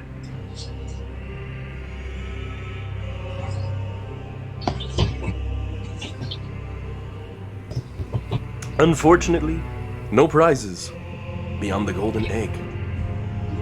And a DM who forgot to unmute for a second. No eggshells or like old eggs broken apart. Oh, nothing of the sort. This doesn't even really look like a true egg. It's exceedingly dense and quite heavy, and the exterior shines like some strange mixture of gold and platinum swirling like Damascus steel. Ooh.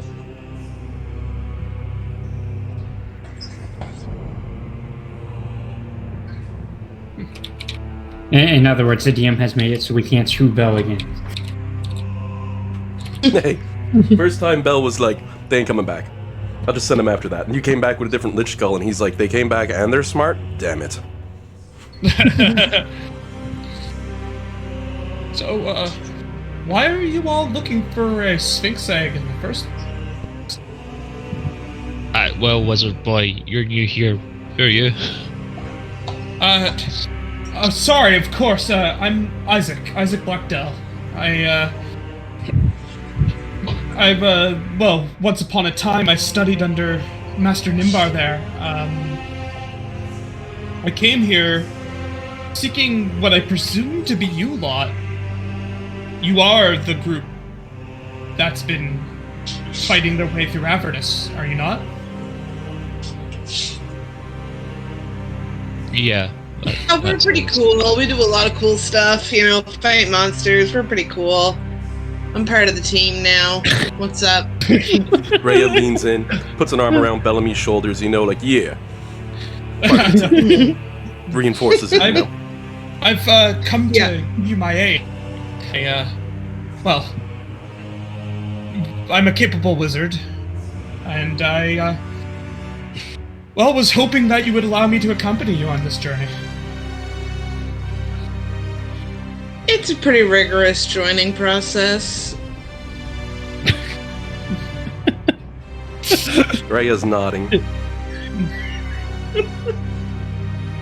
Nibbar's kind of laughing to himself in the corner. What's the biggest thing you've killed, Isaac? Oh, well, I did kill a green dragon once.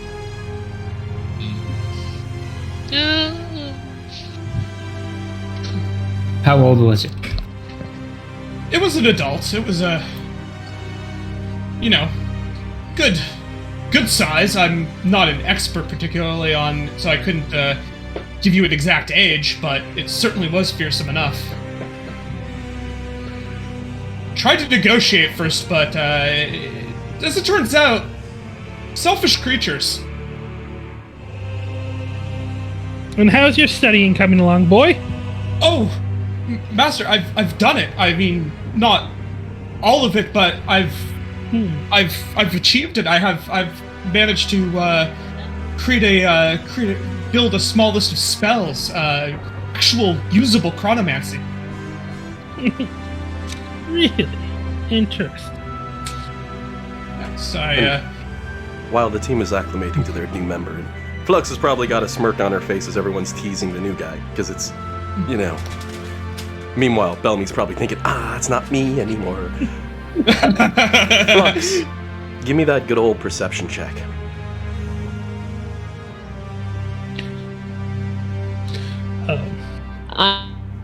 But I will try. I don't know where the tab is. Just the next tab over. Oh, I see. Perception. Oh no, I got a +5. I forgot. I like Bellamy ripping on it, though. That works well. She's like, I don't know. Pretty hard joining process. I know, right? I had to die twice to join the group. Yeah. And how many times since, Jade? With an 11 on perception, sadly, Flux is taken aback by the group's going-ons.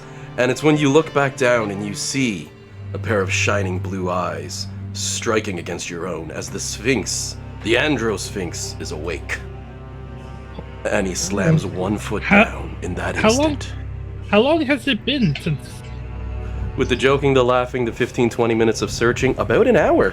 Just long enough for him to roar. The ground shaking beneath his feet. As the Sphinx... I feel like I would have done something with his mouth. I don't think I would have. Like, I was tying him up. You had him all tied up and you were standing there with your sword against his neck, right? Yeah. Yep, that's why you're the one who got the perception check. Everyone else is poking at the new guy, and I looked at the clock, and I'm like, ooh, it's time. I love that in-game clock. But it hasn't been an hour. Like, it's only been 50 minutes. Yeah, I'm being rude. Sphinx is very tough, has higher metabolism. About an hour. It's about an hour. About. And he's gonna be very rude as he roars and triggers one of his powers. Yep.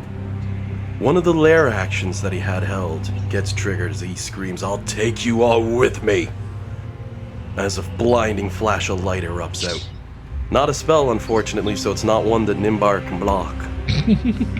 But he shifts time-space around himself and around the lot of you to twist all of you out of this plane of existence and throw you to another at his whim. However, as all of you are aware, and Isaac might have found out a week ago in a very painful manner, transferring yourself from one realm to another is not at all a doable thing anymore. And the lot of you all receive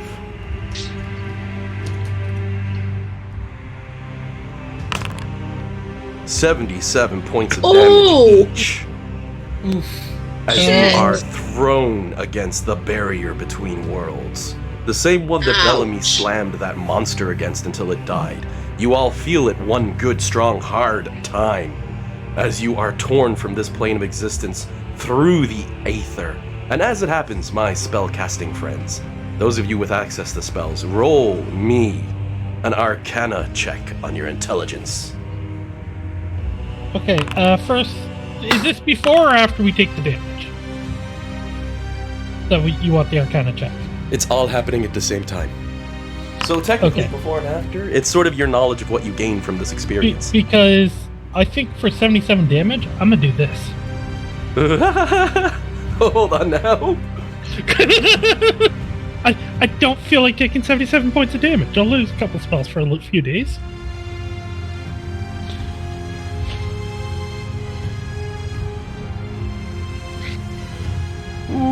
We'll give that roll once this is said and done, okay? So you take no damage, but you still feel the effect. Because it's not the spell. It's and you said I get a... Sorry? I get an Arcana check? Yes, definitely the Arcana check, and I see you just got advantage. Very nice, very nice. As you're about to hit that wall between the worlds, you throw up your own magic to protect yourself, throwing off and casting off your magics. Alec, you've no clue what's going on. This is way past you. And Bellamy, though your mind says something about this is very strange, you don't come to the conclusions because, again, you're cleric. As for Isaac and as for Nimbar, in that defining moment as you find yourself floating in the ether between the worlds, between the realms, and looking down in a pond, it is considerably worse than, oh, we can't leave Avernus. In that instant, with your knowledge and arcane powers, you can sense that there are no roads in or out of Avernus. There appears to be no other planes of existence anymore. As you all pop back into this one, you feel the clouds around yourselves. You feel the warmth of the air as it flies past your skin. And you notice as you break free from the cloud, the group of you, you're scattered about 100 feet across. You're all falling. It's 900 feet down. You got 2 turns. How close are we together? You're all grouped within 100 feet. A big square of 100 feet. And you've been scattered. And you see the Sphinx is in there with a lot of you as well. Dead. Having killed itself in one final attempt to take the lot of you down. You're all also covered in wounds and scratches and etc. Does Rhea live? She's strong enough. She is strong enough. Good. Right, And as you can all see, the process of trying to break through whatever that is. Flux is like, so, barely injured, is 12d12 points of damage. Since I have experienced this before, it makes me aware of the effects. Oh. Does this count as an attack that I have seen before? It's not an attack, as it is just physical damage. Striking this wall repels you with such incredible force. So I suppose it's not equal and opposite, so it technically could be classified as an attack, yes. You can cut that damage down with your reaction. I will cut that. Alright, so you take half damage instead. So give me a second and I'll heal back half the damage.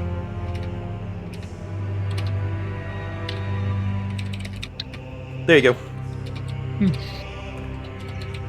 So, you all now have the problem that you are falling.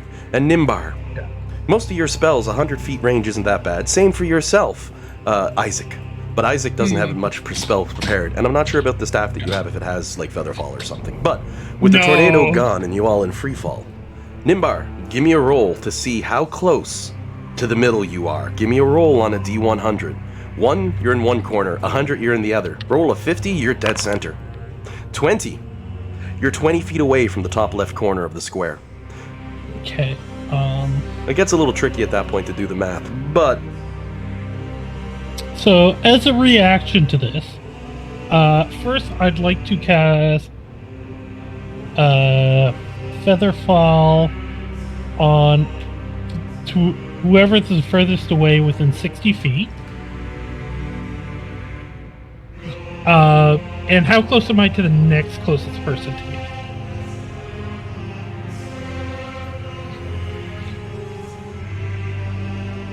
No mind me, I'm just doing some quick math for you. Yeah. How high did I say you all were? 900 feet and falling? Yeah. Featherfall will only give you 600 feet. Okay, I'm still doing that. I know, I'm giving you the warning though, that's all. Yeah. I give the math on it. Because up to 5 falling creatures, descent slows to 60 feet per round for 1 minute. So the 5 farthest away from me will get that. With a 60-foot range and you're at 80, the only person is going to be whoever's in the corner furthest away from you. So then, everyone give me a roll on a d20 to see who is the unlucky person who can't be tagged by Featherfall. Whoever's got the lowest dice number is that person. And let me just roll for Rhea. Oh no! Oh no! This is probably the best case scenario. Oh. No. Yeah, because you can use your wild shape. Yep. He can transform into a bird. This is actually a wild shape, but I've got the next best thing. Polymorph. So then, as you're all falling, everyone except Alec is within range of Nimbar for Featherfall. You and 5 other creatures, I believe? Oh, up to 5 falling creatures within range. That's fine. I'll get the other 5, not including myself. So everyone... On my action that turn, I'm close enough to touch myself, so I can fly. Reactions and regulars. Of 60 feet fly, so you're falling at the same speed that they are. Yeah, so I'm just going to grab them. And it lasts 10 minutes, so you'll be fine with that. Yeah. Dean, you have something for your own stuff, right? Because it's now essentially what's up with Alec. As you're all falling from the sky, it's like, whoop, you come to a stop, and the wizard's just floating down beside the group. He gives the thumbs up. I got it. Easy way, bring them all to me, because we can shove them all in a bag of holding and just get me to the ground. Oh no, that would have worked. Is polymorphs just beasts, right? Let me double check on that one. Oh, it says transform. Oh, do you only get 2 wild shapes a day? Yeah. That's so. Or I suppose it's for a short rest, and we just have. Okay, it's right as any beast. So the highest challenge rate in flying beast there is a word I can't say.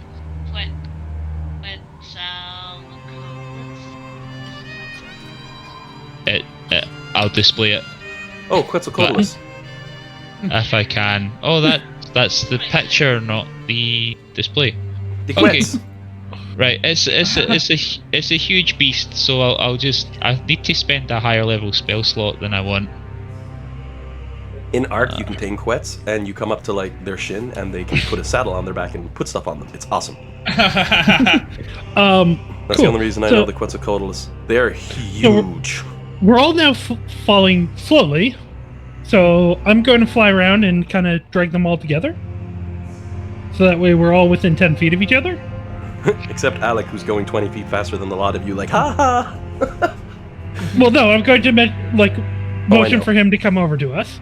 Well, with feather fall, you can't control where you're falling. You just fall at a rate of 30 feet, I can 60 feet. fly. I can Dean's fly, gonna grab do- them and drag them, right? Dean's gonna do a dinosaur cry, but if you're sound sensitive, cover your ears. He'll do it on my mic, which is smaller. Do it! Do it! Yeah, go on. Let me practice. Okay, he'll get back to you. So you But can I get was really everyone. looking forward to that. You've let me down, Dean. Ah! So I get everyone together, right? Go ahead. And that'll take a couple turns, mind you, because they're spread out over a range of 100. Okay. Weird.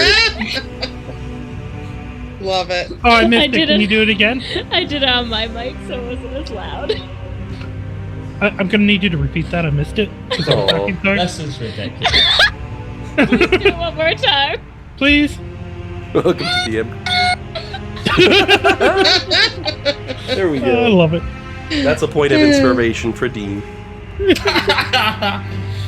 Like some inspiration. I don't have any inspiration. If you want to give me some. I don't know if you should get it for making me do that. I think I absolutely should get it. I think the opposite. I think she deserves it because she made you do that. Oh, that's perfect. Alrighty, so I can also use it actually. So everyone gets You all said together. for it. But yeah, Featherfall will last for a minute, so I have time to gather them together. Yep. And You're then I'm literally going spending to your turns flying behind people and pushing on their back like, don't worry, we'll all be together. Yeah. And then once I get them all together, I'm gonna pull out the splinter from the ship I have and cast teleport. You just teleport yourselves shit. back onto the deck. Yeah, Oh wait, doesn't teleport have a casting time? of an action, so 6 seconds. Oh, it's an action. Oh, okay. I thought it was like a minute. My Nope. mistake. I'm sorry. I'm going to be That's a continually good call. trying to. And I have an associated object, so on a 0 or on a 1 to 100, I guarantee to get there. Hence So that's the just splinter of the guaranteed ship. Yeah. Yep. And what was that for Courtney? Oh, Bellamy's just going to be like, come on, Wing. Come on, do the thing. Do the thing. Nimbar will kind of, like, while he's pushing her in as she's doing that, Nimbar will kind of look at her for a moment. Because Right. Nimbar knew what happened. Rhea will take the moment to point the finger right at Rhea as she's coming like, oh yeah. She'll be like, Oh yeah, you have to learn how those work. You totally saved my monkey butt. I needed one more monkey butt.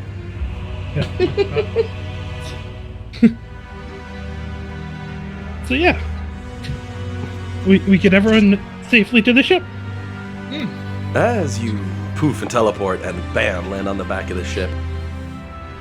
Rhea will take a moment to stretch, like you hear popping in her shoulder, and she groans because, you know, she has the lowest health, but she'll be fine in no time. And you can see the ship itself is sparkly, almost shiny. It looks incredibly beautiful, the deck well polished. And as you glance even at the exterior metal, you can see it's been buffed, every black scuff mark out. Shines blue as the metal it's made out of, reflecting in the light. However, on the stern of the ship near the bottom back, you can actually hear a grinder and sparks flying into the air. Looking over your shoulders, since you all popped in here, and Alec meanwhile is trying to figure, how the hell am I even going to land? I'm as big as the ship. You see the monodrone has what appears to be a sort of harness system hooked up to itself with 2 rods coming off with cables going over the side. Incredible. Absolutely incredible.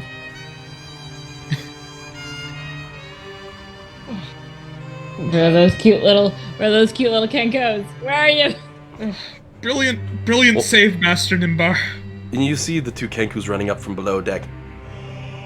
When you're just hearing this burly orc voice, you better watch your asses, we're gonna come. Oh, Ha! Hello, guys! You guys did such a good. And Plus is gonna scoop the two of them up and give them a big hug. They seem appreciative. You can smell a slight bit of alcohol on the breath, I'll say, so they were definitely relaxing. Ah, they earned it. Yeah. Isaac's gonna look over to Isaac. Why didn't you cast your own feather fall? Have you not learned the basics yet? Well, you see, well... He's like hugging his book. He's like kind of like... I've been separated from my spell book for about a couple of weeks now. You let your book out of your possession? It wasn't That was the basics I taught you. When I made the plane shift, the fork broke, and when I appeared in Avernus, my book wasn't with me. And of course I thought, well, get out of these winds. I couldn't find the book. I thought at least to get out of these winds, I might as well try to plane shift. I can do that with the staff, and it wasn't a good idea. Nimra's gonna go into a lecture at him. the old man like lecturing the little kid. At any point when we were doing all that featherfall stuff, did we get close to the Sphinx's body? No, it would have plummeted. Jade would have been watching it going, oh. Sorry, Gargoth, I thought I had a meal for you. It's okay. I appreciate the thought. The shield responds. Is Duga running around anywhere? Do I see him? You don't see him anywhere on the ship, no. Duga! Duga! You hear the sparks and the grinding from the side of the ship cuts out. And then you can hear from around the corner, as you notice the monodrome seems to struggle a bit as the cables suddenly jerk that he's on. And you can hear from below.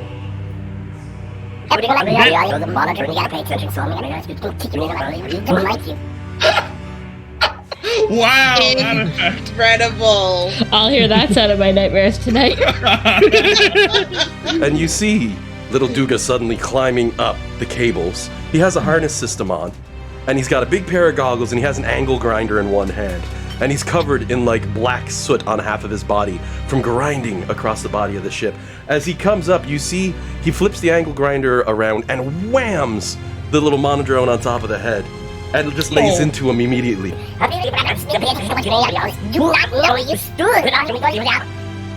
However, as he looks and sees the group, a big smile comes and he runs over. Oh, hello! Good to see you, Duga Miss. I give him a big hug. And Duga returns it with a big smile on his face. Then he looks over at the monodrome. These stupid monodrones. You can't even hold cables still, I hate. Monodrone just sort of comes over because he's kind of still tied to Duga, right? Oh, I love it so much. But you can see why I wanted that for Duga. Yeah. Yes. Oh yeah, that's great. Love it. Poor Jillian, she's like, nope. But I heard that and I was like, that's him. I'll buy the program just for that for him, for Duga. Yeah. That is definitely him. So you can tell at a glance, little Duga's obsessive need to keep the ship clean has led him to going on the exterior, interior, everywhere with angle grinders. Even the Kenkus will come up and explain they'd done some slight minor modifications to the ship to basically increase it and tune it up. Tightened gears here, loosened other ones, got things working smoothly. But that little guy has been relentless. He just cleans without stop and really hates the monodrone, it seems. But the two of them never left each other's side. It's like the monodrone suddenly became his assistant for cleaning, which is why you see this harness system where he's hanging over the side of the ship. And Duga will even hop down and give you the little bit of a wave off as he nods. Your work to do, dirty. It's the monodrone. He literally jumps back over the side. The monodrone like falls 4 or 5 steps to the right before he catches himself. And you hear Duga cursing from down below at him. And then more grinding. Can you quickly tell Courtney where we got that monodrone. I vaguely remember it, but A very long we time could ago just in a refresh. dungeon, there was random things that were happening, and when the roll came up for Alec, a monodrone was spawned that followed him around without giving a crap. Oh, And it's Yeah. totally useless. It has no function. Yeah. kind of like Well, the no, we've book got the robot. function for it now. Yeah, a little bit, yeah. Except the book robot has a function. And it looks like someone has Yeah. finally got use out of him. The madcap. Put him to work. The poor monodrone just looks like he's stunned still. Love it. Question: Yeah. Is there anything like on the ship that like loose enough that I could like, you know, like anything like a bit of the ship or anything that I could like pocket? Because I'm thinking I should take a book out of Nimbar's, a page of Nimbar's book, and have something to associate with the ship on me. So over the in case I have to 15 cast a minutes, teleport. as Alec is probably showing the ship off out of pride to your character, let's be honest. He's like, this is the controls, don't touch those. Dusty be mad. And this is the back boat, we don't miss that. He had it in a specific spot, you know. Yeah. This is Dusty's room. We don't go in there. Yep. Every time your character sees, like, you see a bolt, you're like, oh, this one's out of place, and you start to move it. You look, Duga's eyes is just staring at you from between cracks. It's like, Could I just borrow? Could I just borrow this, please? And he doesn't respond. Gets out of there, and he comes back out for a while. Near the end of your journey through the ship, walks over, grabs your hand, puts a bolt in it, and nods. Closes it firmly. Leans Thank in. You keep safe from ship, okay?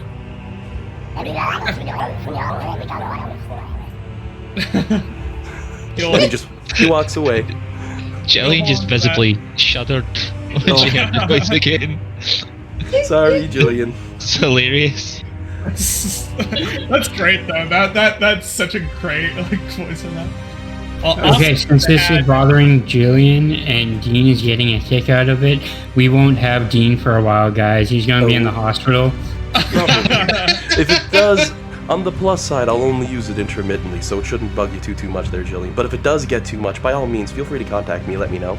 Oh, honestly, it's not that bad. I'm just wearing earbuds that go right into my ear instead of the headset, and it just makes it like I can feel it. It's fine.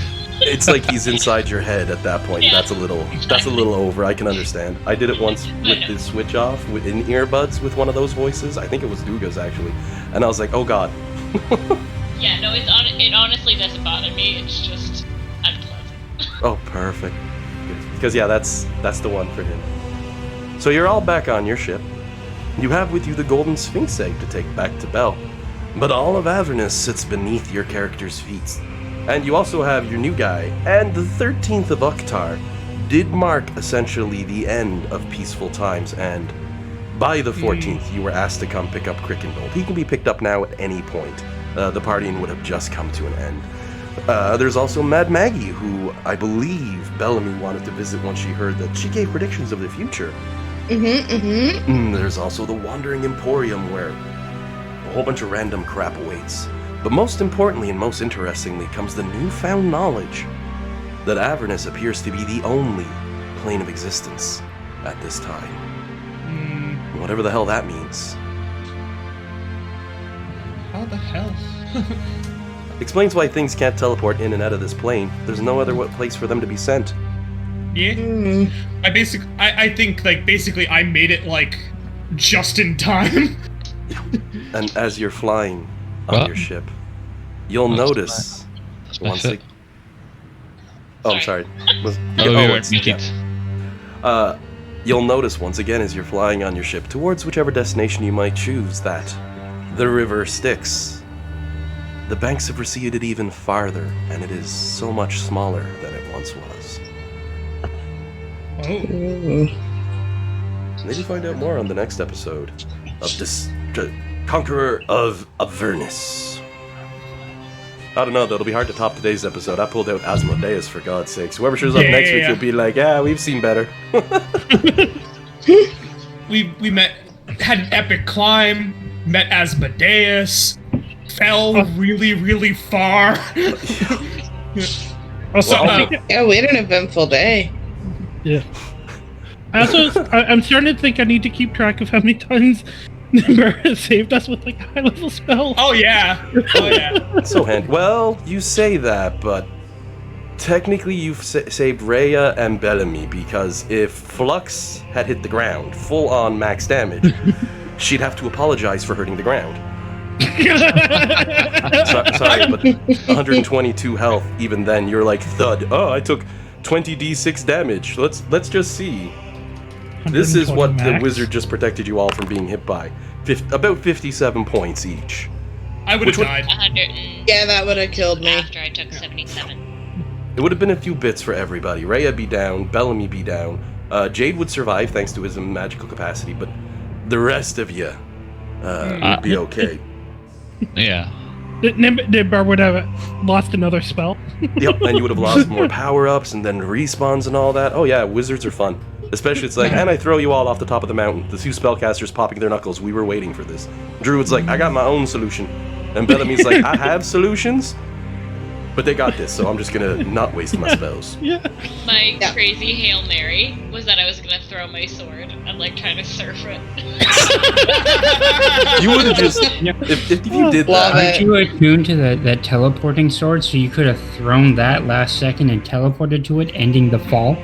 Yeah. Oh, if only. I'd be like, alright, you take the full damage and you do a hero style landing, you get up like that wasn't nothing, I'm fine. Everyone's like, damn! Flux walks away thinking, I need a health potion. And I'm using the gruff, tough voice because, you know, she just pulled off a Wolverine. Yeah. Like, I don't die, I take damage and walk away from it. Barbarians look at me and say, damn! Yeah. Who needs armor when you got 200 health? Imagine if Flux could rage. Oh. I mean, she got free crits today. That was bad enough. But then Jade. Oof.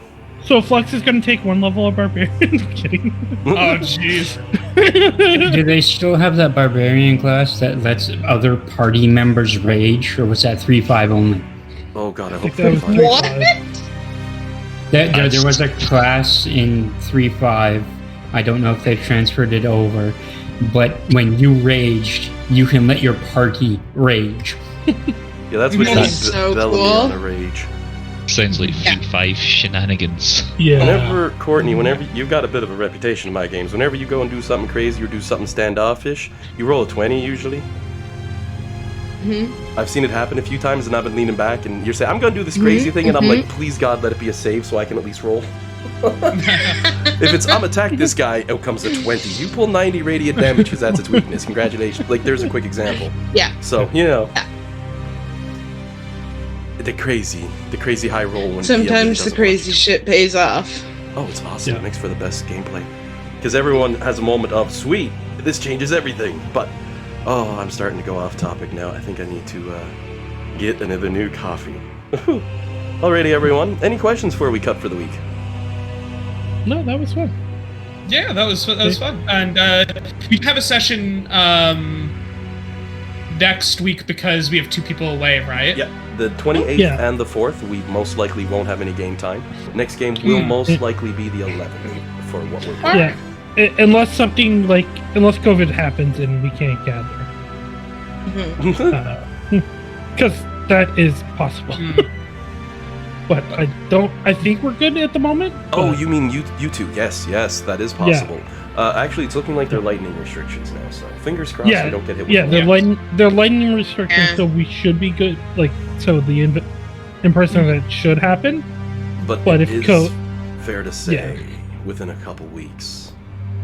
Yeah. Oh, and I should ask, for when you do go to prep up that spell book for Isaac, since it'll be a couple weeks. Yes. Is Nimbar going to be there with you?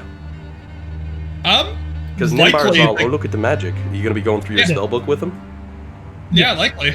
We're probably going to sit and consult, and Nimbar will be much quicker about it than I am, but well, just a factor of 60. Yep. He'll be flipping through. Oh, that's a good spell. Oh, that's a really nice spell. Oh, I like this spell. Oh, yeah. However, when you flip through the spell book and you see the last spell in his book on blackened sheets of paper with smoky ink saying 10th level, all mage, as a 10th level transmutational spell, Nimbar might be, for a brief moment, might have to pause. Some fun stuff for next week as you find a surprise in your spell book. Oh. Oh dear. Oh. That's not something I was aware of. I'm gonna grab Owl Mage and post its info up. It is an actual 10th level spell. For 5th edition? No. 5th edition. Here's the thing, just like the last time you saw a 10th level spell. Yeah. I'll throw it up in here. It brings me back to the past. You get a moment of reading through of how the hell is this written, because this one doesn't hurt your head to read. However, the spell won't work. You know this. They just don't work. Because 100 years ago, after the fall and rebuild of magic, mortals were banned from casting spells above 9th. The Weave simply won't let you cast a 10th level spell. But here's one in his book, written out in full. All the info that's needed, all the materials. Oh dear. Oh, For that's fancy. an incredibly powerful spell. And it's written in the same black smoky ink you found in your own darkened spellbook from that dungeon long ago. Well, not that long, only about 12 sessions. Oh dear. Oh dear. But like I said, you cannot cast this spell. Attempting to cast it will simply fail. But unlike the other one, this one's written in such a way that anybody can read it. That's concerning, and it's also concerning how it ended up there in the first place. Yep. Presumably Asmodeus' intervention, since he had the book on him. The one thing I'll give, even though Nimbar might have a moment of, just who the hell is this person then? The one thing I'll give is at least the handwriting is drastically different on this spell than the previous ones in this book. So yeah, I'll leave you with that piece of information for next week, because since you both read it, you get to both see it. Otherwise, I would have just PM'd Kieran, oh, by the way, this is your last spell in your book. But that secret's out there, so there you go. Yeah. Because, I mean, like, Isaac would be like, yeah, take a look. Like, he'd be super excited to be showing off these spells to Nimbar, right? This 7th level, chronomagical, time-space dojo. What the hell is this 10th level? What do you mean 10th level? What the hell is this 10th level? Essentially, what's just happened is you have a 10th level spell in the back of your book. Be cautious. Because as regarded in anger as your magic is, magic above 9th level, by all forms, is outright banned. You just can't do it, and the world was torn asunder by it, so... Yeah. The gods themselves wouldn't want you touching this, but the last god to touch your book was Asmodeus, so... I wonder what favor he has in store for you. Oh, that's frightening. Alright, everyone. I'm going to leave it off with those cliffhangers for next week. You can all decide where your next step will be, whether it'll be back to Bell to get your third and final fetch quest. Yes, I call it what it is, a fetch quest. Or if you want to go to Mad Maggie's, or if you want to go to the Wandering Emporium. I mean, you should go there before doing something so you can pick up your friend. We gotta get our boy. It's like... Yes.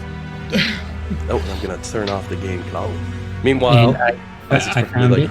The 3-5 thing, it's in Frenzy Berserker. They have the Inspired Frenzy. Beginning at 6th level, Frenzy Berserker can inspire Frenzy in her allies while she herself is frenzied. So basically, whenever they go berserk, they can make their allies go berserk. Oh, that's deadly. If the whole team was that barbarian. Wow. It was a 3.5? 3.5 prestige class, I believe is what they called it. You had a full team of those barbarians, they would never stop raging. One would rage, and then the next, and then the next, and the next, and go back to the first. Jeez, they just steamroll a full army. And you would just hear across the battlefield, a never-ending scream from one to the next. Oh, that's deadly. Good find on that one, but that's deadly. Doesn't frenzy result in a point of exhaustion? It does I don't know for this edition. In this edition. It does, yeah. Oh, in this edition it does, but maybe... This was back in 3.5, where if Asmodeus popped down in front of all you right now at level 15, you would have tried to kill him. Yep. In 3.5, you would have been like, we can do it. And it would have been a fight. In 5th, it's very much, okay, no, we have to make it so players get the butt kicked at level 15. Come back at level 20, try again. Oh, John, by the way, if you're curious about the shopping list, take a look at the spell Reality Break, because that's in my spell book, and that's a fun little one. So many nasty spells. I mean, did you throw his character into the? Oh, I put it up, and I believe I made everyone an observer. He'd need to add his character into the actual D&D Beyond. Oh, can I? Yeah. You just use the invite link, yeah. and it'll ask you to select or make, and you just select. You should be good. And we'll pull your other character out once that's done. Yeah, because. And as a DM, I solemnly promise to do something evil and messed up with your old character. Okay. So yeah, once the character's up, let me know, so that way I can also go through your spells. He's got a D&D Beyond character for it, but it just needs to get popped in. I just added him. He's Isaac Blackdell. Oh, okay, perfect. You're set then. Alrighty, everyone. I'm gonna call it a day, and I will see you all most likely on the 11th of April for our next game, 2 weeks from now. Yeah, I will keep you apprised if I can make it next week, but I highly doubt it. Yeah. If we can all make it next week, then we can. But if not, as you mentioned, you and Dan are both out, so we'll go from there. Yeah, it kind of sucks that like if I'm out, like Dan also is out. Oh yeah, but I mean, there's nothing wrong with a break when we get one. Yep. Alrighty, everyone. Y'all have yourselves a great week. Stay safe, and we'll see you in about 2 weeks. See you in a couple weeks. Bye. Peace. Bye. Bye.